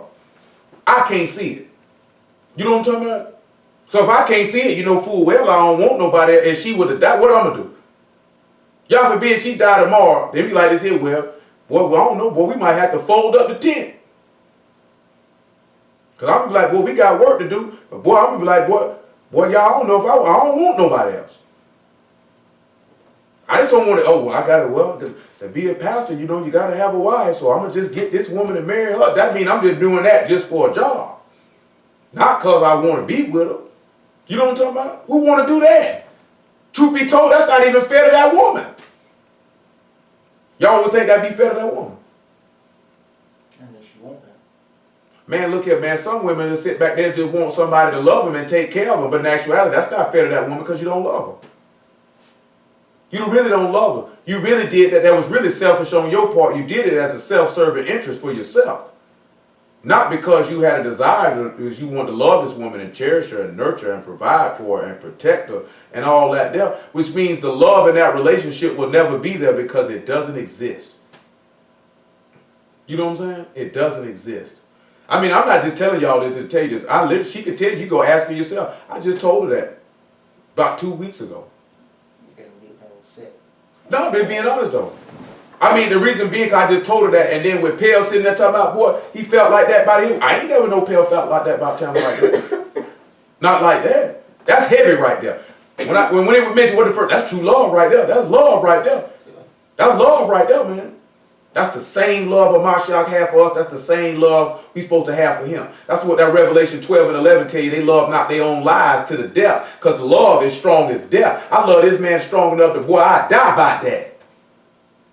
You supposed to love this man on the spiritual level. I die by that. I lay my life down by that. I'm talking about spiritually, lay down all my lust, all my desire, anything that will cause me to go contrary to the love that I say I profess for this man. I'll lay that down. Because my love for him is that strong that I die to my flesh so I can live in the Ruach to him.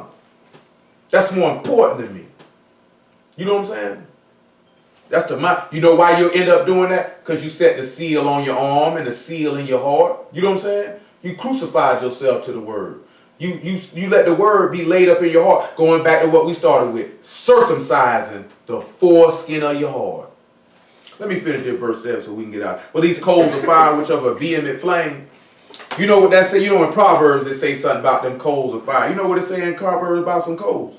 I know at 12 o'clock. We ain't got nothing to do though. Yeah, keep on their head. That what it's saying Proverbs? Well, I'm talking about Proverbs chapter 6. You right, they do say that. I'm talking about Proverbs chapter 6 though. Y'all know what it say in Proverbs chapter 6 about some coals?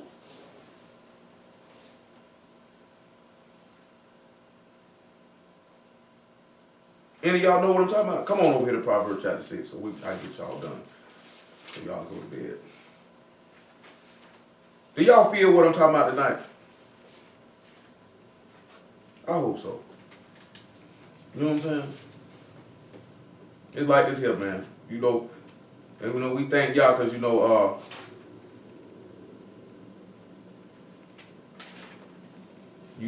like this here in a tough situation. But like he told me, he say my faith was stronger afterwards. 6:26. He said my faith was stronger than what it was when it started. It ain't many people sit back and say their wife passed and they say my faith ended up stronger than what it was before she passed. Any of y'all think you can have that type of strength? Even though it's hard to say if you're not in that situation.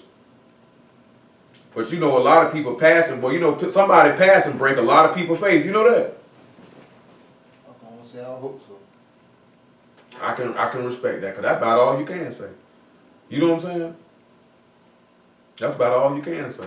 You know what I'm saying? But when you turn around and look at it, boy, somebody dying. Well, that thing like this here, boy, I'm telling you. We turn around and look at Proverbs 6:26, for by means of a whorish man is a man brought to a piece of, whorish woman a man is brought to a piece of bread, and the adulteress will hunt for the precious life. So you know the adulteress is Yasharal being adulteress. You know, we done talked about it before. It was hunting for this man's life. He said, can a man take fire in his bosom and his clothes not be burnt? Can he go upon hot coals and his feet not be burnt? Now it said that, hold on. It said here in Songs of Solomon, the coals thereof of that jealousy are coals of fire, which have a most vehement flame or powerful flame. So that jealousy is that jealousy of that flame, because also it means one of those words mean firebolt. It's that furnace of affliction that Amashak did. That, remember how he say that lightning bolt came down in 2 Chronicles 7:1 and lit the sacrifices up? Y'all remember talking about? With Solomon. Oh, okay. So with Solomon, when he sanctified the house, and he had all them offerings, and then he set the burnt offering, and the fire came down. You know what I'm saying? Even when you sit back and you look at it again with Elijah, what you thinking about? Yeah. And the fire come down, the lightning come down and hit that sacrifice. You know what I'm saying? Because usually when you look at the tabernacle and you offer the offering, you put it over coals of fire, didn't it? Mm-hmm. He said, will this not happen and not be burnt? He said, well, the jealousy is as most vehement flames. Come back to verse 7 so we can wrap this up. He said, many waters cannot quench love, neither can the floods drown it. A man will give all the substance to his house for love, it would be utterly condemned. Well, we know when floods or waters in this instance is referring to violence. So the many floods coming in is the people surrounding the Mashiach. That did not stop the love that he had for us. He said, you come at me with swords and staves as a thief. He said, but all these things got to happen that the scriptures might be fulfilled. And all these people did not quench the fact that I love my wife enough that I'll die for her because she is dead. See, when we look at Eve, she partook of that fruit and she was dead, right? And he loved his wife strong enough that I'll partake, and so I'll be dead because I'll die with you. And this is how he was looking. No matter what happened, no matter what came around, and we have to look at it in the same context. That no matter what come around, no matter what armies, no matter what people come to cause you, as he said, what will separate us from the love of Hamashiach? Will tribulation, will peril, will a sword, will hunger, will nakedness? No floods, no violence, no threat of any of these things should come in and separate you from that. No situation, period, should come through and separate you from that. That should not quench the love that you have for him. Because it didn't quench his love, did it? So that also lets you know that no matter trouble, no matter nothing that come up with your wife or your husband should quench that love that you have for him. I'm going to sit here and tell you because I done officiated it. I know Pell and Tamma done had some issues. That didn't quench that love, though. You know what I'm saying? I still love you, though. Still right. See, I'm going to tell y'all something. You know, I be talking to T about it. She like this here. I know I'm going to do it because I wouldn't send my wife to no home. You know, Pell wife got sick. What did he do? He gave his whole life up for her and took care of her. You know what I'm saying? I know I would do that for my wife. Even if it just like this, it just period. It just wasn't because it's teeth. Just period. I already know. I get married. My wife incapacitated. I'm going to take care of her. You know what I'm saying? That's my wife. Why would I have a problem with clothing my wife, bathing my wife? If I got to wipe her behind and all that, I'm going to do that because that's my wife. I love her that much. I can't sit back and say I love somebody and not be willing to take care of them if something happens. You know, some of y'all say, I don't know if I could do that. I look at my brother right now, boy, he taking care of my grandma and my daddy. That's love right there. Not many people willing to do that. Ain't no people willing to do that because, you know, you think about yourself. You think about, you know, it's a lot of factors come in. You know what I'm talking about? Because somebody got to pay the bills and all that type of stuff. I know factors come in that. But I know I'm going to take care of mine. I would hope she would do the same. Because, you know, sometimes you can get a pat your wife not be willing to do that. And you might be. And the wife might be willing to do it, but the husband might not. You know what I'm saying? But that's real life love right there. How many of y'all sit back and say you love somebody enough that you would bathe them? Get them up and help them take them to the bathroom because they can't go themselves. Possibly have to wipe them. have to change their clothes, feed them, take them everywhere they got to go because they can't do it on their own no more. How many of y'all love somebody enough to do that? You know what I'm saying? You know how many people, I'm talking about no matter what the race, I see them, they whole life is dedicated to taking care of somebody who can't take care of themselves. And I'm talking about, and they don't complain about it. See, it don't count if you do it and you complain about it. That don't count. Because that means you're not doing that from the heart. You know what I'm saying? That don't count. Oh, I gotta take care of my daddy. I gotta do. Nigga, that don't count, nigga. You might as well put him in a home then. If you're gonna do all of that. You know what I'm saying? Let's sit back and look at it. How much do you really love people? Or do you, that's why I be telling y'all about getting that illusion of romantic love out your head and all that crap that y'all get in from the media and the stuff they put in your head. You know what I'm saying? How much do you really love people? How far are you willing to go? Y'all just using Pelle as an example. Because that just happened. Y'all seen what he did for his wife. That's how much he loved her. He just didn't say he loved her. He showed it. He showed it. You know what I'm saying? He did the things that a lot of people won't do. You know what I'm saying? That pained him every day to see his wife like that. You know, it's hard to see somebody deteriorate, because I know my brother was telling me the same thing. He was like, man, my daddy the strongest man I know. And I'm watching him waste away. He said it's so hard. He said it's so hard. He said, I just try to encourage him to keep going and keep fighting. Because you're looking at a person in a particular state, and this is not the state that I know you to be. You know what I'm saying? And I see you coming from the state that you were, because I'm here every day taking care of you, and it's killing me. But I love you enough to be here, because if you leave, I'm going to be here. You know what I'm saying? I'm going to be here, because you're not going to die alone. You know what I'm talking about? When we look at Mashiach, even with him, and when he died, he didn't even die alone, because there was still two people with him. Right next to him, wasn't it? You sit back and look at, when you join to a Mashiach, you ain't died alone, because he's with you. You ain't died alone. Why would he let you die alone if he didn't die alone? The Father was with him even in his death. He turned it back on him, but the Father was still with him. I ain't forsook him. I just forsook him for a season. You know what I'm talking about? But I was with him. He had them two men right next to him. He didn't die alone. Why you think he said the living there's hope? He that's joined to the living. Because when that man stood up and said, do you not fear Elohim? Seeing we in the same condemnation, he told him with this day you'll be in paradise. Because for the living there's hope. But that's good. You go ahead.